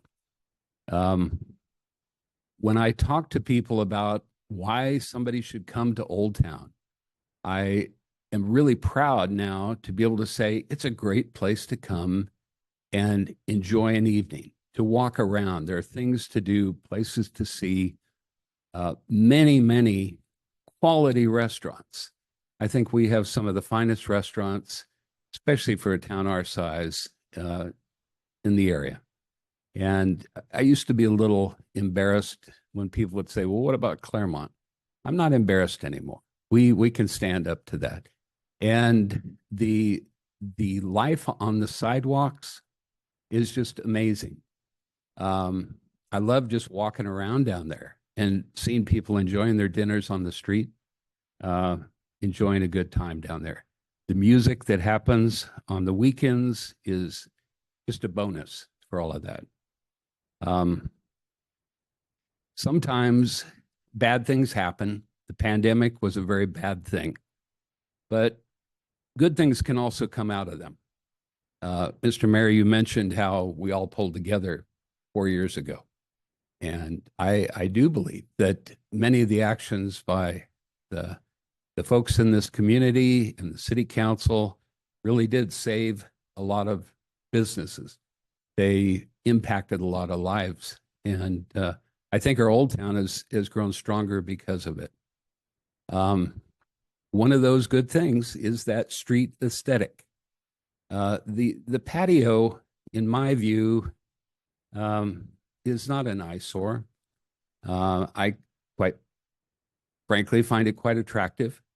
I've eaten there many times. It's been enjoyed on our events. One most recently, the Wine Walk. It serves as a location for that, as we've all mentioned, the music down there.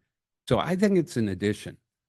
The 3 parking spaces, that's lamentable, but for those of us who've been around for more than a few years, know that parking has always been a problem in Old Town. And it's a heck of a lot better right now than it was many years ago before the parking structure was built at University and some other changes took place. And it's nice to see the streets packed with people, customers wanting to come. I'd like to just say a couple more things concerning Ken and Fong. I've gotten to know them over the last several years. As has been mentioned, they host our monthly meetings there, always put out some refreshments for us, and very welcoming.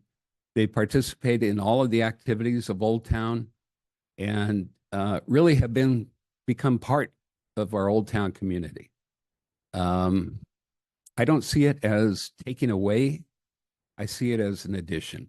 And I strongly would urge the council to consider that a 2-year extension, maybe even beyond that, would only be in the interest of Old Town, which, as I like to think of it, is the historic core of Laverne, and really the heart and soul of our community. I think it's only possible for it to continue to be Old Town, to continue to be a vibrant center. And I would like to see Cafe Wong be a key part of that, and hope that we can support them in this endeavor. But thank you. Thank you, Craig. Anyone else wish to speak on this item? Leah. Good evening. The Chamber of Commerce would encourage the City Council to consider option 3, a continuation of the encroachment permit, specifically as it pertains to the updating of the municipal code regarding outdoor dining. The permit should be continued until that code is updated, and then this property could be considered under that code and not remove the property immediately. There was a huge change in consumer habits after COVID, and there are still plenty of people that will absolutely never eat inside again. So that patio is a lot of a lifeline for Cafe Wong. They do not have an opportunity to build a patio like 4th Street or even like Cafe Wong or Cafe Allegro.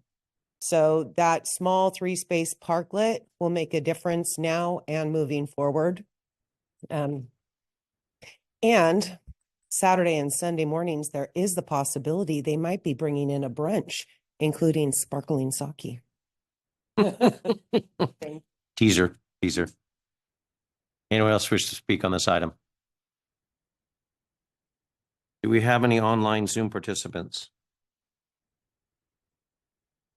Aaron B. Deaf and weird. No hands raised? Okay. In person. Wait, I don't see her on, oh, there she is. Yvonne. Miss Gallegos.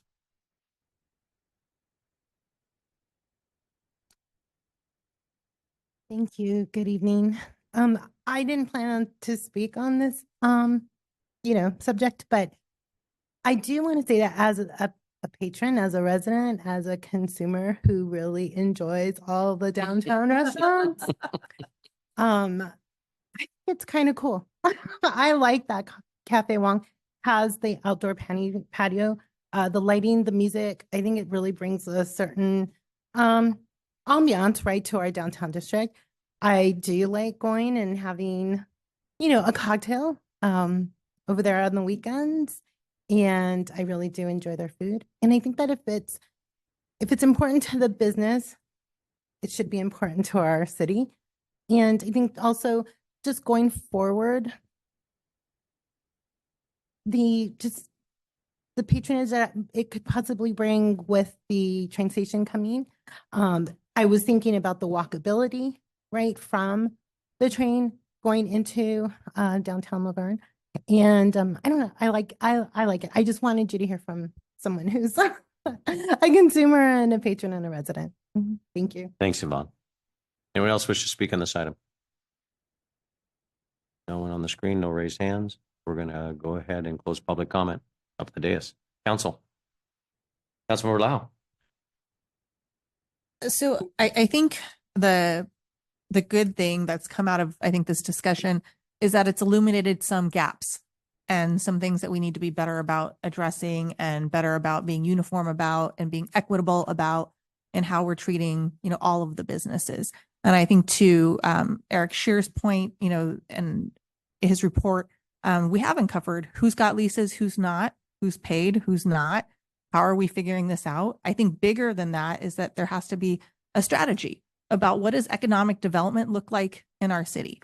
Because for those of you that hung out with us last time and sat through the 2-hour study session on the budget, I think you're well aware that the city's budget is in a spot where we don't have expendable, disposable income. And so we do have to look at ways in which we're going to increase that by our businesses thriving, all of our businesses. And what does that look like? So I think that's something that I think this council can provide direction on to our staff to develop further information to determine what would be best for our city. What may have been good pre-pandemic may not work now. And I think that's important to evaluate so that we can grow as a city in all ways that's positive for everybody. Thank you, Councilmember Lau. Councilmember Crosby. Thank you. I really do appreciate everyone coming up and speaking and having their point of views. We have some restaurant point of views. We have some other business point of views down there as well. I too want to see a policy that is written and brought about for me before making any decision about any closure. Because if a policy is made and it's said that we shouldn't have them and close it, then that we can close that right away. But if a policy is made that there's ways to keep things open, but we tear it down, then there would be a rebuilding piece on that, which that bothers me. But I also want to think outside the box because all of our restaurants, I was talking to Chase's owners about a month ago, and how the restaurant business is really hurting right now because of the price of food and labor costs. That we need to look at all of our businesses, but also think outside the box. Is there a way where that section of B Street is moved to one-way south so we can expand the sidewalks to make more seating, but only one-way driving down the street, bringing people into the downtown area? There's there's a lot of ideas that could be made and brought up to really enhance the future of bringing people into the downtown area and enhancing all the businesses down there as well, where then you can have every parking space done, but the sidewalks are bigger for people to do more alfresco dining.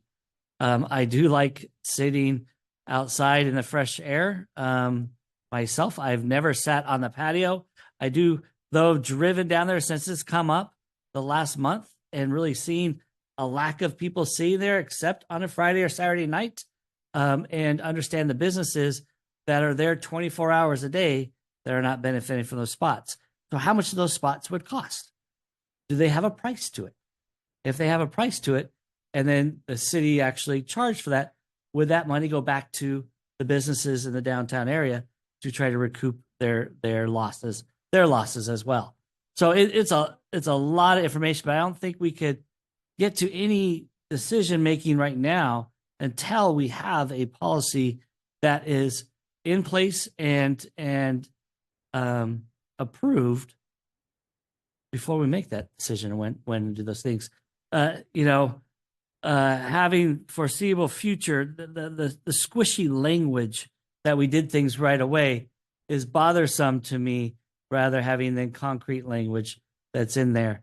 And then also hearing that maybe some insurance policies in other places, people are being treated differently. I don't want to treat one restaurant differently than another or other businesses as well. So that is where I'm at right now. Thank you, Councilmember Crosby. Mayor Pro Tem Johnson. These decisions are the tough ones. There is no right or wrong, but people are affected negatively by whichever decision we decide to go with. I like Cafe Wong. We go there, I wouldn't say regularly, but we've been there often. My kids love it. And my wife is a regular patron at Roberta's. So it's a no-win situation for me. But I'm also looking forward to the Gold Line. That's about a year and a half away approximately. That's coming soon. And I do enjoy the patio as well at Cafe Wang and have been entertained by the music that's there when we go for a walk downtown. So I think this is a tough decision. And I think we probably need more information. And like Rick, I want to see everybody treated fairly and get these policies and procedures equitable for everybody that's taking advantage of city property. I think that's something that we need to get nailed down. EIFD, we just spent a lot of money in the last 2 years expanding the sidewalks from the Gold Line to the downtown area. And maybe there's a chance to expand the sidewalks in the downtown area as well, not just going to that. Comments? That's it? Okay. Policies. It's important we have policies in place that are fair to all. Make sure those are in place. They're not in place right now. And that's going to take some time to do that. 6 months, maybe longer. As far as the patio dining, I don't see it really busy. I have used it before. We frequent the restaurant.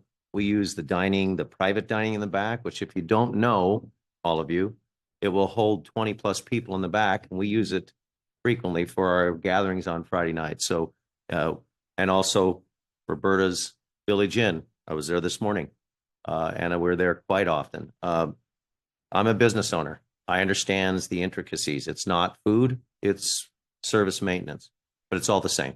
We're all faced with a very tough situation right now. We have a state budget. We don't know where it is. There's lots of factors. The labor rates have gone up for the minimum wage. Food's gone up. Rent's gone. Everything's gone up. So, and I do get that. I appreciate the outreach that you guys did for your restaurant. I appreciate the outreach that we had from the Divot Board. But at the end of the day, I personally feel, as we all do, that we don't have enough information right now. We don't want to do something post haste when, as they've mentioned, this A line that's coming in, Gold Line, it's the A line now.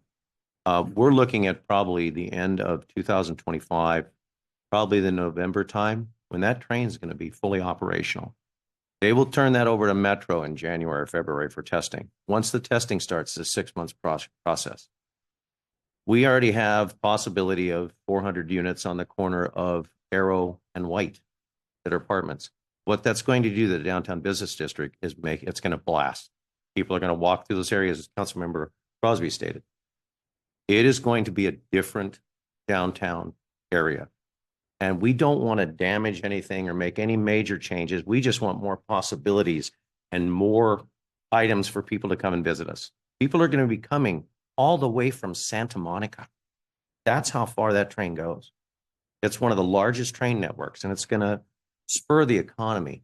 But at the same token, we must have policies in place in order to make sure that everybody's doing fair. What are those spaces worth? I don't know. I know that Director Scheer had said that we maybe need to make a deal and figure out a policy, first of all, for the tables, how many tables, parking spaces, what they're taking up, what that cost value is, insurance, all those items. But at the end of the day, too, I hear everyone, like Councilmember Johnson said, not an easy decision, but it's a decision that's now we're faced with. And I know we've put this off for some time. And I mean, as far as the original structure, yeah, it was pretty ugly, let's face it, but it was temporary because we all went through COVID. But I do believe that we need to have policies in place first before we make any decisions. I don't think we should be removing anything. I understand parking's tight down there, but wherever parking space is, we walk to where we have to go. Now, some people aren't as lucky. We have handicap areas. We might have to review that too to see what the handicap level is as far as spaces and review that part of it to make sure that our people that have a disabled situation are able to get access to that. We want to make sure they have access. So I feel we should give some time. I feel we need to have time for our policies. What time frame that is, Council? I'm open for discussion. A year, 2 years? What do we want to give that? I know it's going to take 6 months plus, Director Scheer, to review those policies, maybe longer, maybe 9 months, to really get down to figure out, Ken, City Manager? I mean, so suggestions.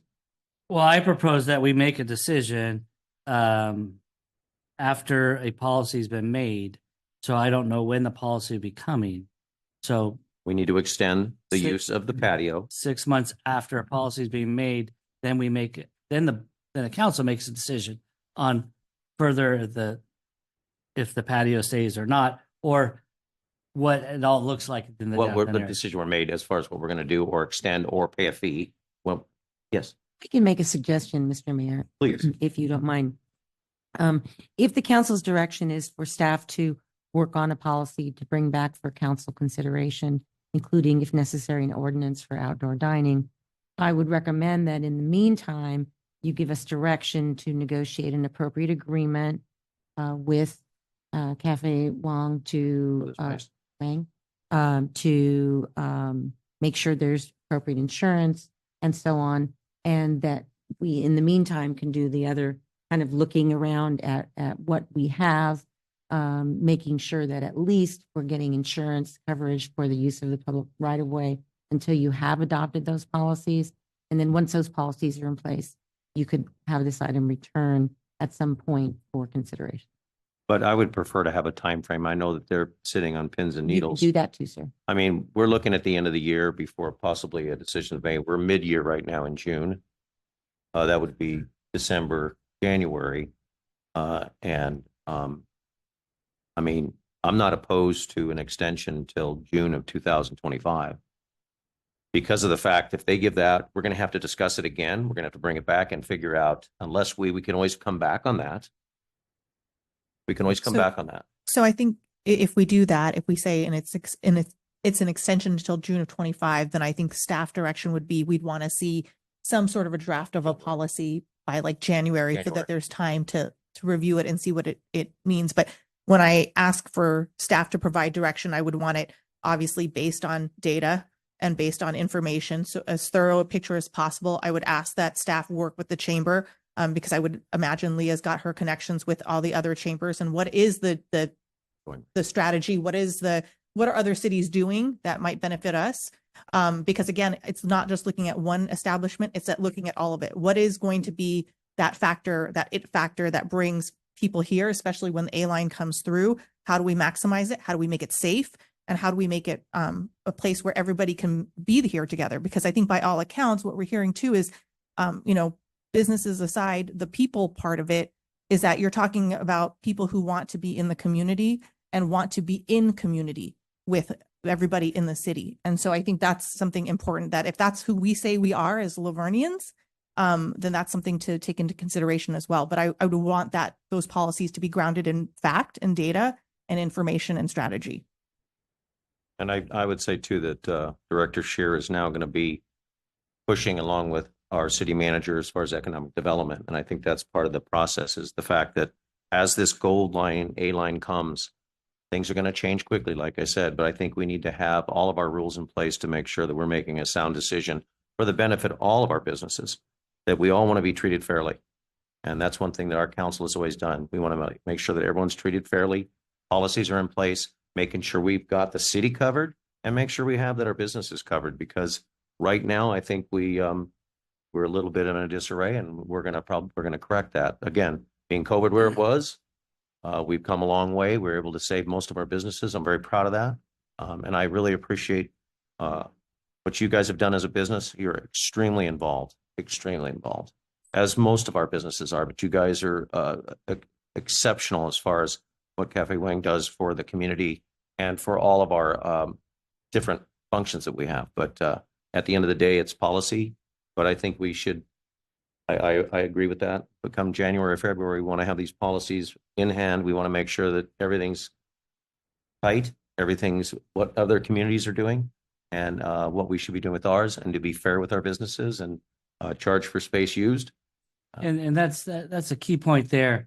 If we are charging people, other businesses, for using a public space like the park area and the alleyway, and the other businesses might say, or Cafe Wong might even say, I don't want to afford or pay for that piece, but we have to treat everybody equal. Well, and we have businesses we've done that already. We have 4th Street Mill and Warehouse and Lordsburg that have benefited, but they're not taking parking spaces, obviously. So it's a different situation, but it's not. It's still leased property of the city. We want to make sure that those properties are also paying, because 4th Street Mill would not have a business without outdoor dining. It would not be there. And Warehouse Pizza, that patio is packed all the time. Lordsburg outside, same situation. So, but I think do we have a consensus on that? So we want to go ahead, we want to have them come back with January, February of 2025 with policies in place for what our insurances is, what the policies are, what the cost per square foot, and what we're going to allow the outside dining. And then we would bring it back to the council June of 2025 to relook at this situation. Does June 2025 give us enough time to know what the pattern is going to be from the gold line? Because that's right when the gold line would start operating. But I think that's a good place good to gauge. be at. We could always extend if we need to at that time, but what I don't want to do is give a false hope and then take anything back sooner. So, but I want to make sure that we have a deadline there as well. Okay. Well, and also it should be October of 2025. October, November is when A line will be functioning. So we're very close. And I think that's a great gauge, as you said. I think it's a really good gauge. So Correction. that's correct. You need a vote on that?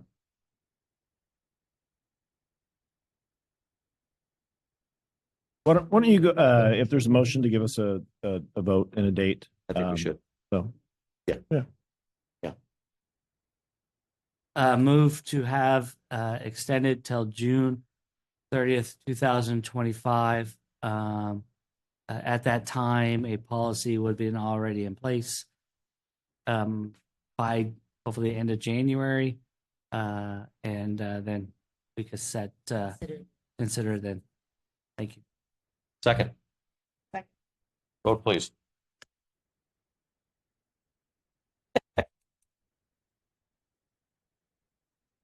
That motion is approved 4-0 with Councilmember Cash. Thank you all very much. Appreciate that. Absent. Thank you. Yes, and Mr. Mayor, we do have the Let me go back into it. assessment districts, the vote tally. So unless there's a need for a break, and then we'll come back in 10 minutes. Well, those were done a long time ago. Okay.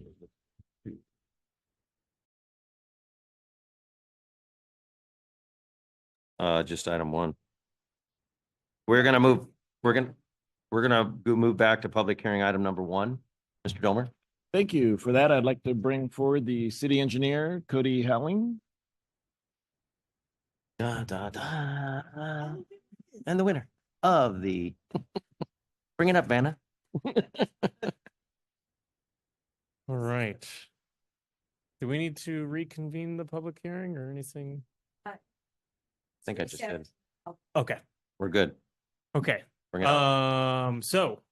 We have tallied the votes. I will read off the results as they've been certified by the city clerk.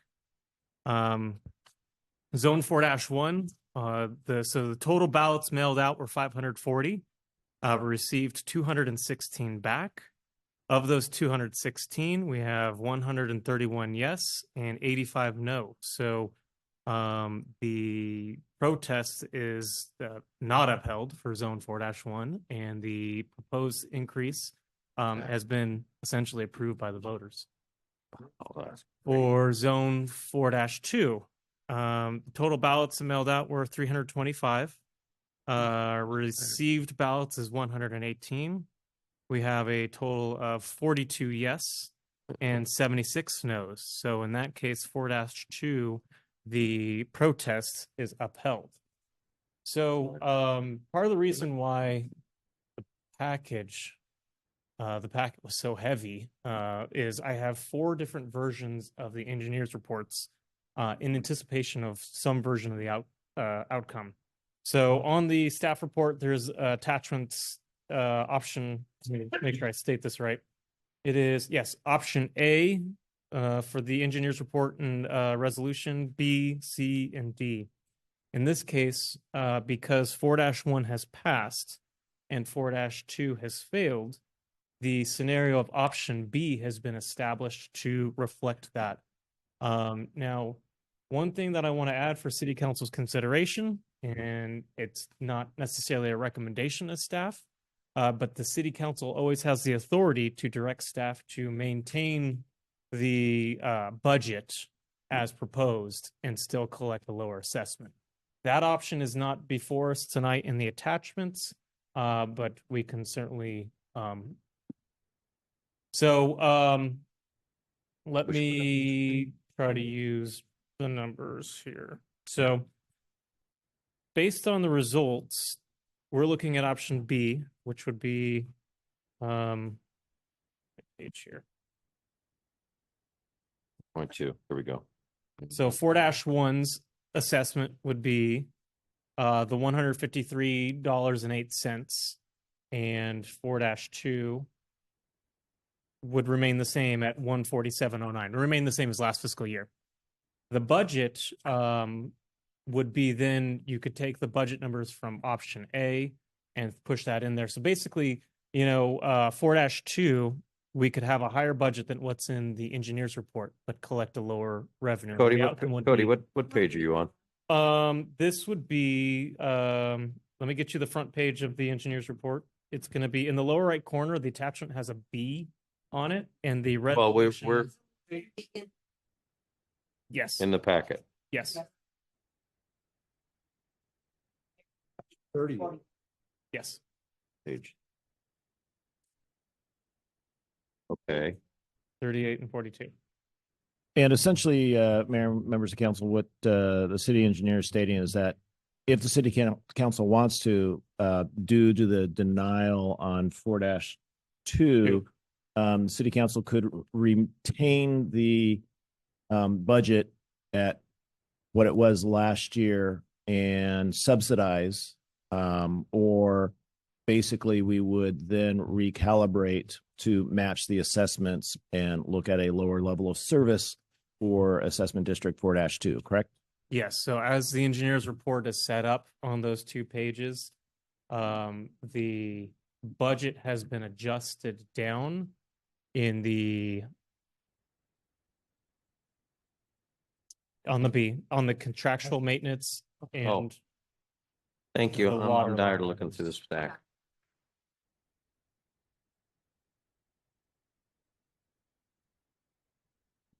So the numbers would be 42,666. on I got it. page 50, 51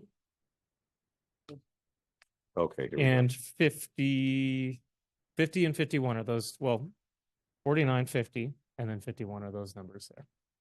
So those are as staff proposes, and what that results in is a balanced budget between revenue and costs. But it's always council's option to modify the budget, in this case for 4-2, to a higher value. And I'll tell you what that number is in a moment. And just to reiterate, so what is shown on that right now is what was recommended if it had passed or if it had been denied as it was.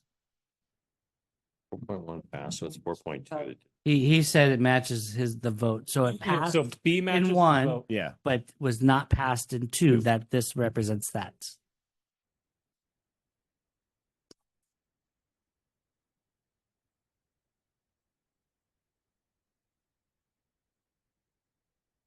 Four dash two.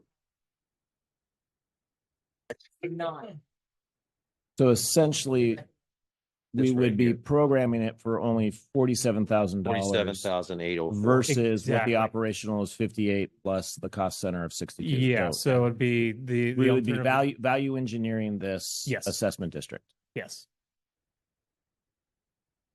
That's We're what's gonna recommended basically through do option with B. what our no budget is, and subsidy. that's it. Well, that's what they voted for. Yeah. And if I can make a comment. Please. Okay. Although I believe that these districts are a benefit for the entire city, because really they are the outsides, the public area that's making it look better. Then it's not inside where on people's yards or things like that. It's on the perimeter up. So in this particular case, 4-2, what to put that into terms, it would be all of the landscaping along the sidewalk and the parkways along Esperanza Drive. Is starting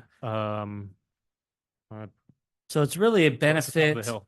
to the city as a whole, making our city look good. Now I've driven to other cities going, ooh, that doesn't look nice. And what our city does, we do a great job in making our city look very appeasing to all. And these areas are on the outside.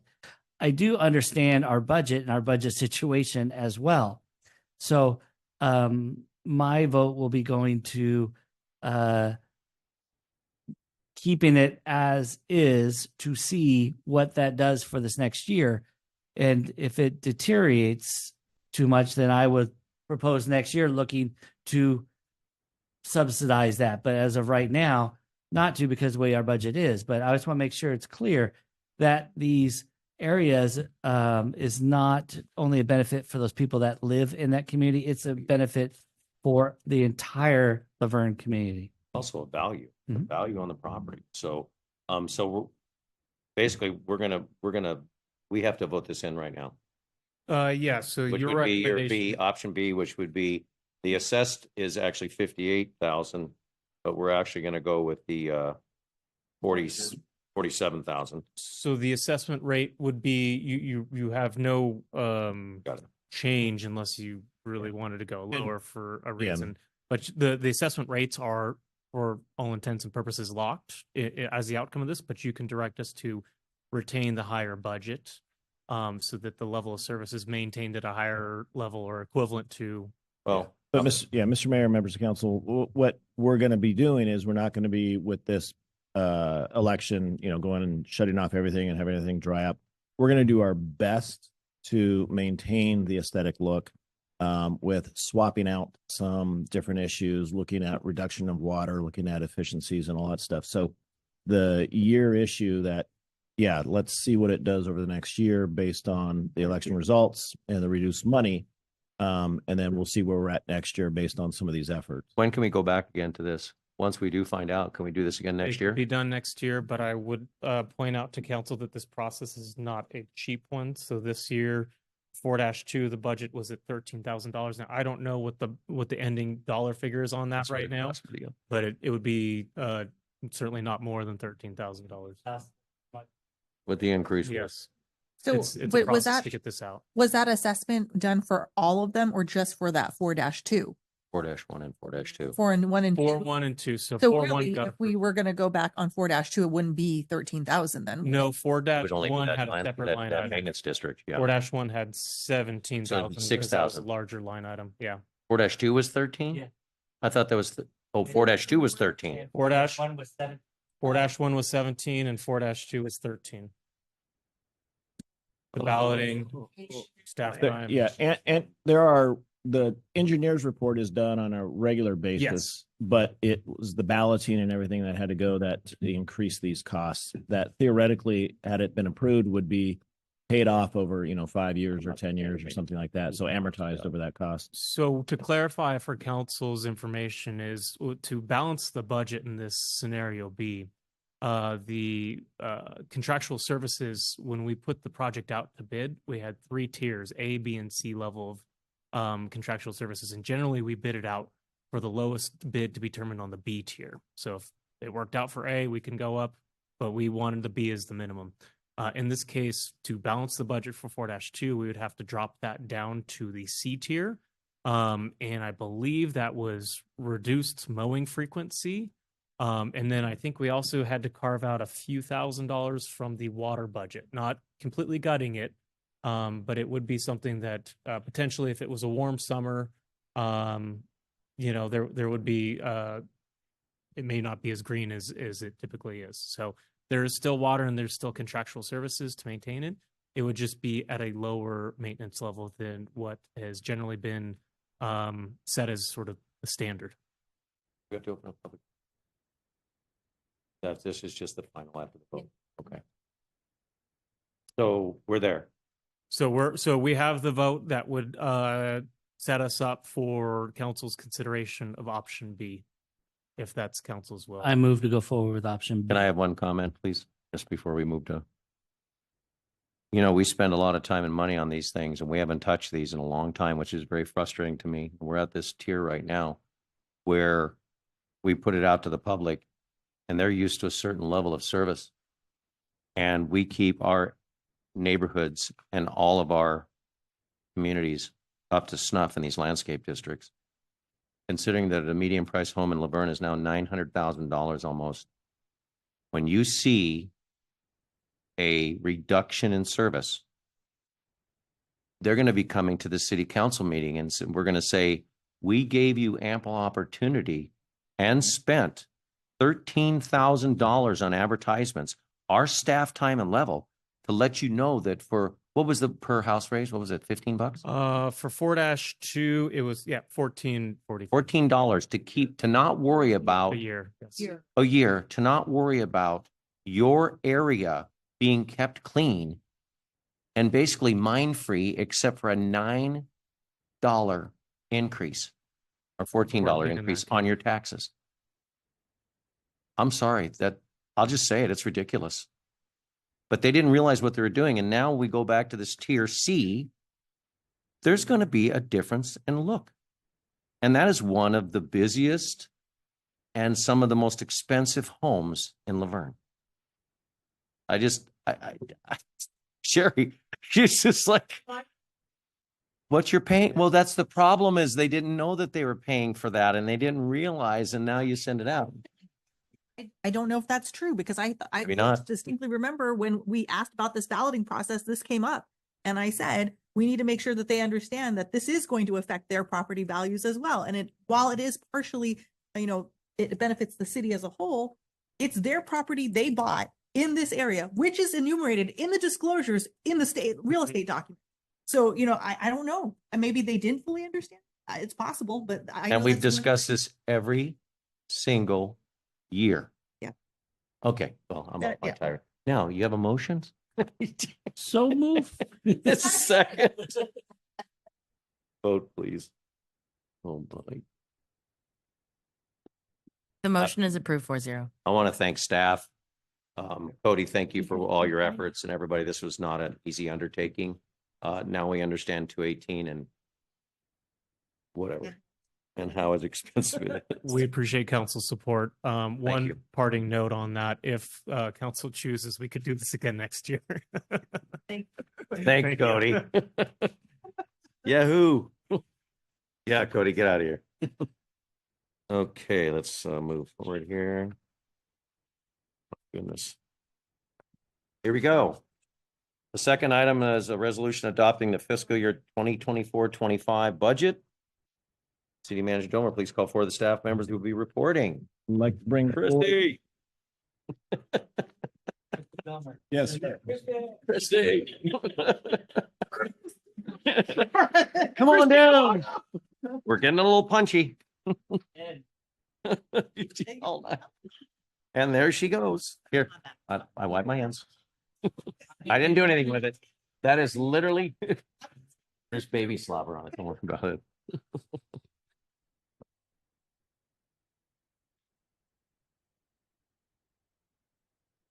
Good evening.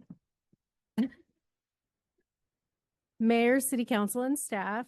This evening, I bring to you a recommendation that City Council adopt the resolution approving the fiscal year 24-25 annual budget and appropriate $103,577,770 in expenditures and transfers across all funds.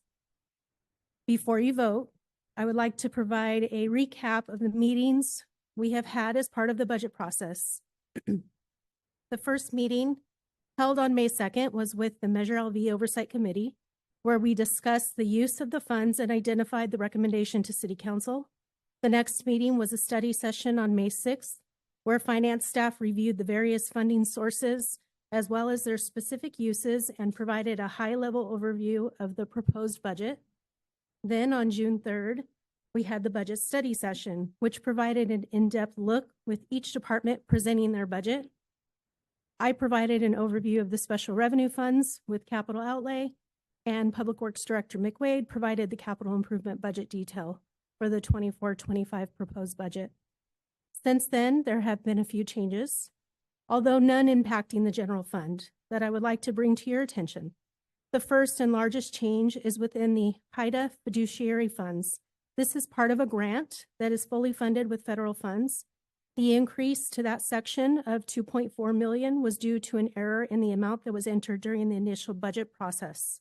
The next correction is within the interdepartmental fund, which is a figure that is backed out of the net appropriations as it is funded by other departments. This amount was incorrect due to the adjustment of special programs of $1.3 million increase, which was an increase in the risk management and insurance appropriation that was also missed in the initial figures. We focus a lot on the general fund, and sometimes those other funds, once we are good with the general fund, we go back and go, oh, darn, we missed that. And that's kind of what happened. The final correction is with the capital improvement program and was a cleanup due to some projects being awarded at the last council meeting that were pulled into fiscal year 23-24. In addition, I would like to provide a brief overview of the $103 million appropriation figure, as it is a very large figure. This amount includes all appropriations, which include transfers and internal service funds. Transfers and internal service funds are part of the total appropriations. However, they are not considered expenses, as they are the movement of funds within the organization. In the case of transfers, they do not involve the actual purchase of goods or services. And in the case of internal service funds, the expense is recorded within the internal service fund and within the department or fund receiving the service. So it would be double counted and is therefore backed out of the totals. I bring this to your attention as there are various totals in the summary report, so I wanted to provide some context for anyone who reviewed the proposed budget that was posted online. Additionally, I would like to note that the general fund budget has not had any changes and is as was last reported, with the 49 million budget being balanced with the use of 1.2 million of assigned fund balance while maintaining a 25% reserve, 5% above the city council's 20% requirement, and 10% above the best practice. In closing, I recommend that the council adopt the resolution for the fiscal year 24-25 budget. I am available for any questions. Thank you, Christy. We're going to go to public comment. Any public comment on this item? Not this. Anybody on Zoom? No? Nope. We're going to close public comment. Come on back up. Comments or questions for Christy, council? Just again, thank you for your team. This is a living document. Tomorrow, it'll be different. It really will. We spend money. Once you spend one penny, it's different. So appreciate the updates. Appreciate you coming forward and making sure everybody understands why there was changes from our last meeting. I know it's not easy. And the time you guys, all of your team spends on it is tremendous. They're actually not Thank looking at you, Rick, because they have cookies in their belly. Steve's cookie, they're all just gelled over. But Steve's thank oatmeal you. raisin, oatmeal chocolate chip cookies did them in. Thank you, Mr. Crosby. Councilmember Lau. No, I just want to reiterate thanks because I know it's a big endeavor, and I know that at last study session we did go over many of the issues that we're facing and the challenges that we're facing. And so again, I want to thank you. I want to thank your staff. I want to thank the department heads for coming together and figuring out if we had to tighten our belts, where we had to tighten our belts, and getting creative about what we could do. So I look forward to taking that mindset and that attitude ongoing. And, as we've talked about the budget, and as my esteemed colleague, Councilmember Crosby said, it is a living document. And I do think that we all need to be thinking about the budget top of mind every day, not just when it comes time to actually do the budget. So thank you. Thank you, Councilmember Lau. Mayor Pro Tem Johnson. Wendy, I agree with everything you said. Christy, thank you for the work you do. We do really appreciate everything you and your staff are doing for the city of Laverne. Thank you. Great job. Thank you. I mean, it's 100. I never thought a little kid from Arcadia from a blue collar family would be looking at $103 million budget. It's quite astounding. But just to say how it works, but your staff has done an exemplary job. Yeah. And I think the most important thing is the study sessions we've had have been very transparent. Everybody's able to come who wants to come. I know that figures and facts aren't something that are super interesting to a lot of people, but our city has so many funds that it's important that we understand where these funds are coming from and how they're distributed and how they're switched between funds. And kudos to you also for our investment pool that we took the money out and put into a higher yield. That was, I know we waited a while to do that, but the opportunity came on, and I really appreciate that. And I know that all of you work together, every single department worked together, and I know the big boss here says this is where we need to be, get this budget within reach, and it is a living document, and it will change. Hopefully, it'll change for the better, but we understand how this works. But again, the transparency, the work from all your staff, we absolutely appreciate it. I think we're in such a better place, maybe not financially, but understanding where those finances are and how it works and how all of our teams work together now. It's so important for that, because otherwise this wouldn't happen. Yeah.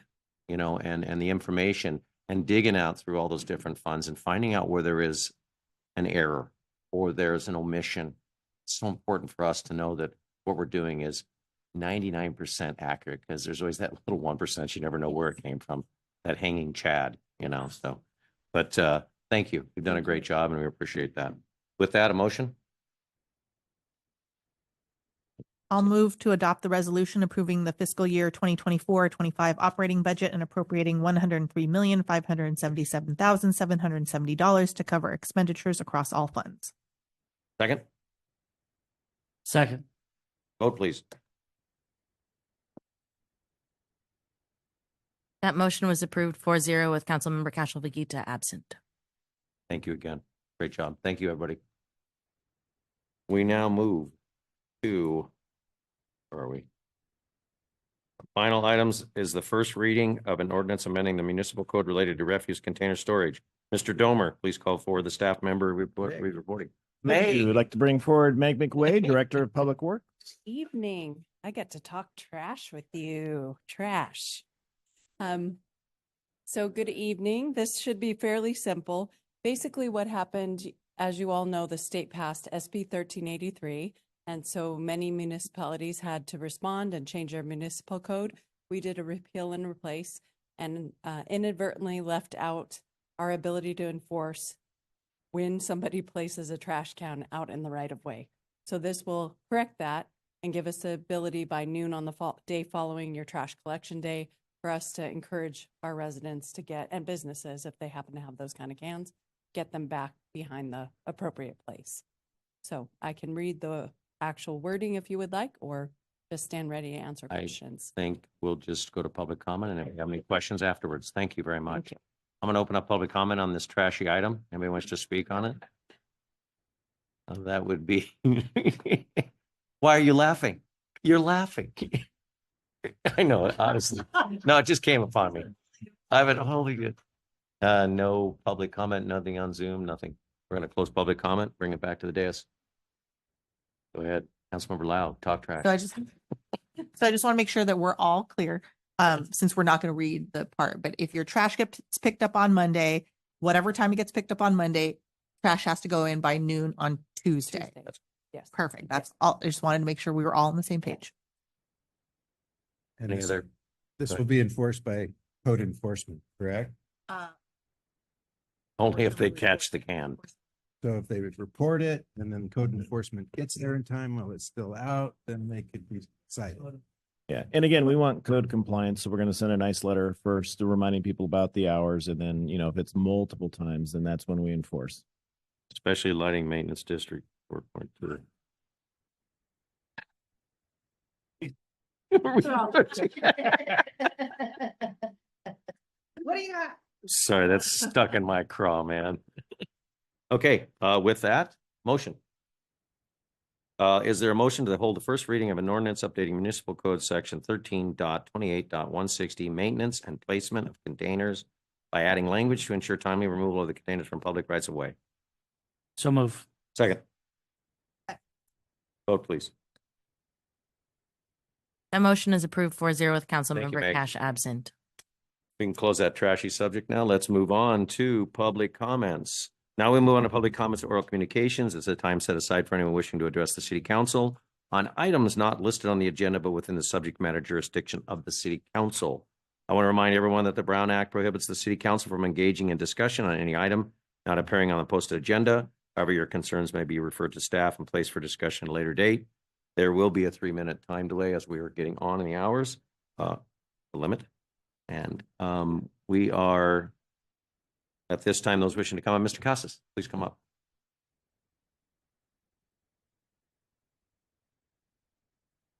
So in 1923 in Laverne, California, there was a Jesus Casas born here.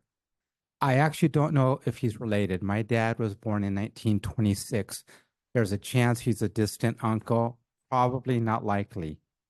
However, on June 6th, 1944, as part of the 507th Parachute Infantry Regiment, 82nd Airborne, he jumped into Normandy, France. Sadly, on June 11th, 1944, he was killed in action. He is currently buried at the American Cemetery in Normandy, France. I've touched base with your history director, sir. I'm going to see if we can get a little bit more clarity. I don't know how we acknowledge our warriors who have died for our country, so I'll follow up with her offline, sir. But I wanted to share this story and get it on the record. Moving on to a second point, part of my belief in giving back to my community, sir, and ladies and gentlemen, with your support and your directive, if your law enforcement team, if they ever need any in-service training on topics such as post-traumatic stress disorder, the diagnosis, treatment, outcomes, operational stress and mitigation of stress. Recently, the Los Angeles County Sheriff's had 4 completed suicides in literally about a week. So it's a very high stress, honorable career, but very high stress. How to mitigate emotionally disturbed individuals and any other topics, for example, for sexual assault reports, counterintuitive behaviors. Why do most victims of sexual assault have delayed reporting and other counterintuitive behaviors? Sir, I do these for free. I do that for the community I live in. If you want to follow up with your chief of police, there is no cost whatsoever. I'd prepare the slides just as I do for any other professional setting. I present them to the chief presents them to you. It's all evidence-based. And if you're good with it, then I need at least 2 hours for each of these. Again, I strongly believe in supporting law enforcement, and I offer this to you where I live, and I'll be offering it to other cities just as a way of thanking Christ for everything he's given me and thanking our country for everything my country has given me. Ladies and gentlemen, thank you for your time this evening. Thank you very much. Appreciate that. Our chief is in the house too. He's taking your information down. Anybody else on public comment? We're going to close public comment. We're going to bring it back up to this. Councilmember Lau. Sure. So I'm just going to reiterate, we are coming upon 4th of July. So get your tickets now for the pancake breakfast, for the fireworks show, for all that kind of good stuff. I would also urge that if you do like things that blow up and burn, please go to the professional fireworks show. Please do not purchase fireworks. I'm just going to give the PSA for the fire department. We're already in a high risk area. Let's not make it worse. And to compound that, I'm going to segue into a thank you to our fire department and our first responders, as there was a fire at the public storage right by my house off of Arrow this weekend. So thank you for the quick response and for handling that. It's much appreciated. No loss of life or anything like that. So thank you. And then just, I know we're still, I think, seeing the last bits of grad season. So happy wishes and congratulations to all of the graduates, whether it's from the high school, the local community colleges, the local colleges, et cetera. It's a joyous time. Happy belated Father's Day to all the fathers. I have an awesome girl dad. So big shout out to all the girl dads out there and the other dads too, but I'm biased. And then just a reminder that this Wednesday is also Juneteenth. If you don't know the history of Juneteenth, I urge you to take the time to learn about it. It is an important part of American history in terms of when the last enslaved people were advised that they were not enslaved anymore. So crucial things to know about America.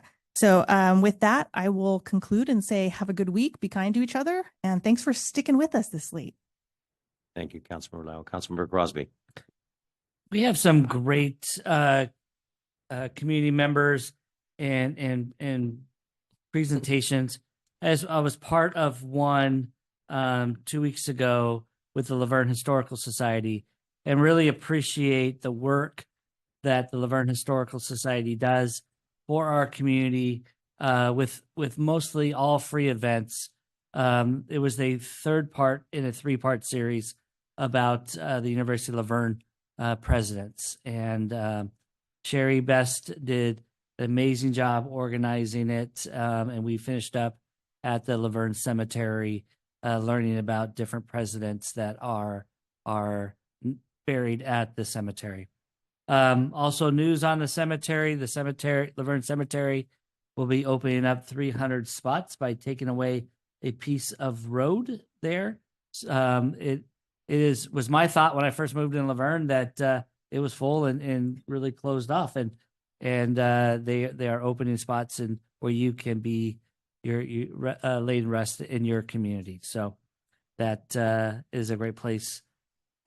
It's a really great place to be over there. I like to not if you have any plans for dinner. George May. George, you gave us some news today. I just want to tell you my gratitude as being on the library commission, I go around and see many different libraries. I want to say that the jewel we have here in Laverne is because of you. And so thank you for your service to the library, but also thank you for service to Laverne and all of its residents by having these events and really coming here to tell our residents all about what can be offered at the library. Appreciate your service there, and really thank you for everything. And yes, family comes first, and you will enjoy your time with your family, but we will surely miss you. So thank you. Lastly, I want to thank Chief Gonzalez for going to the Foothill Terrace Neighborhood Watch and really explaining about our police force and what our residents can do to really help themselves and help the force. Talked about the citizen committee academy that put it on, and I saw news about that. So great job on your first academy as well. Lots of comments about safety. And then the residents from Foothill Terrace really spoke about comments about the Lutheran school property and just concerns of having development there and lack of park space. So they really wanted to voice their opinion. And I told them I would speak about that tonight as well. So thank you so much, and looking forward to the 4th of July, spending a safe 4th of July, and spend it with the community. So one of my favorite holidays of the year, 4th of July and Christmas morning. And those two, going really seeing what makes Laverne come together, those two holidays. I really appreciate and really happy to see all you there. Thank you, Councilmember Crosby. Mayor Pro Tem Johnson. Also like.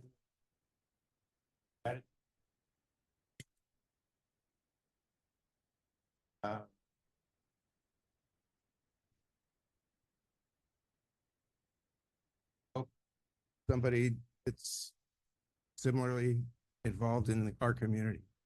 You've been a great asset for us. Thank you. Laverne Rotary is going to be bringing in a new president soon. Our own JR, the president of the Laverne Rotary Club.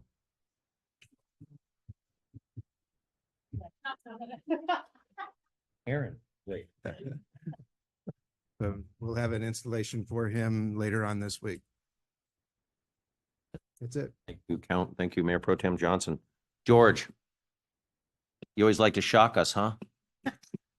Well, we'll have something for you, but again, resounding thank you. I can't thank you enough for libraries are extremely important to all neighborhoods, and you bring programs that are just amazing and across the board. And but your dedication and being at the meetings all the time, and just your attitude and your demeanor has always been excellent. You push Laverne, you push the county library system, and they have an amazing employee in you, and you will be tremendously missed, and it's awfully big shoes to fill. But you've been wonderful. We really appreciate that. But you're going to have a ball in Texas. Let's just face it. You know what? Gotta enjoy that. Yeah, family comes first always. But again, it will always be in our hearts. Thank you. A-line. We talked about the A-line tonight a lot. As far as the station's coming, one of the most important things is to make sure that A-line is safe for everyone. I will be starting to, I know that the county supervisors and also the council have been starting to put more police on board, more ambassadors, but I think we need more. We need to make sure that that line is safe all the way from Santa Monica, all the way to the Pomona station, to make sure that who's coming into our community are here for good, not for bad, and to make sure that the people that ride the trains are safe. So that's going to be something I'll be pushing on here very shortly, because we're coming to the point for testing and obviously trains running and passing through our community. So it's a big thing for us to really start focusing on, because our police department, our fire department, all of our departments are going to be championing with that, trying to make sure that everybody's safe. So that's one of the things. Safe to ride. So and they've been doing it not as quickly as they should be, but they're getting on board. So we'll be pushing that more. Chief Nig, is the crew still out the Pope Fire? Everybody safe? Please give our, just say, hey, please be safe, come back safe. I know that this morning was 8% contained. It's probably a little more than that now, but I wouldn't imagine much. That's a huge, huge fire. That's good. That's good. I just I always worry when any crew goes out there, and especially with the Palmdale incident where the firefighter got killed by the explosion by one of their tractors. Just a horrific situation. So, anyway, our Godspeed. They come back safe. Please let them all know.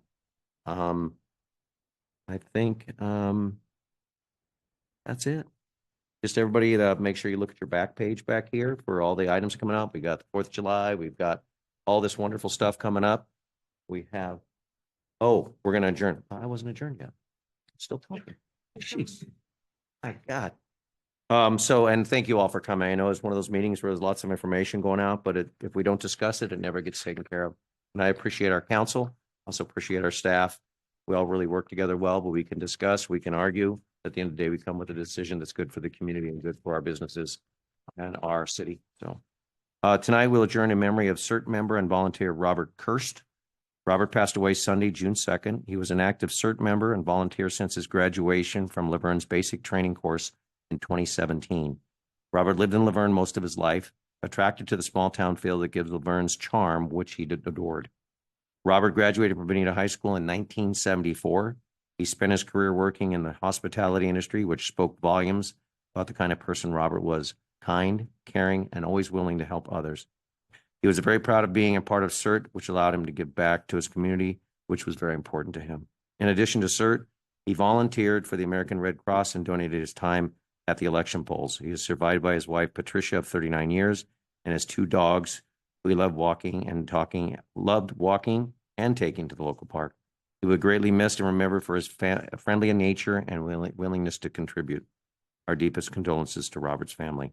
The next Laverne City Council meeting is on Monday, July 1st, 2024 at 5:30 p.m. As a reminder, upcoming events on the calendar in the back. Thank you, everybody, for attending. We will adjourning at 9:29 p.m. Thank you all.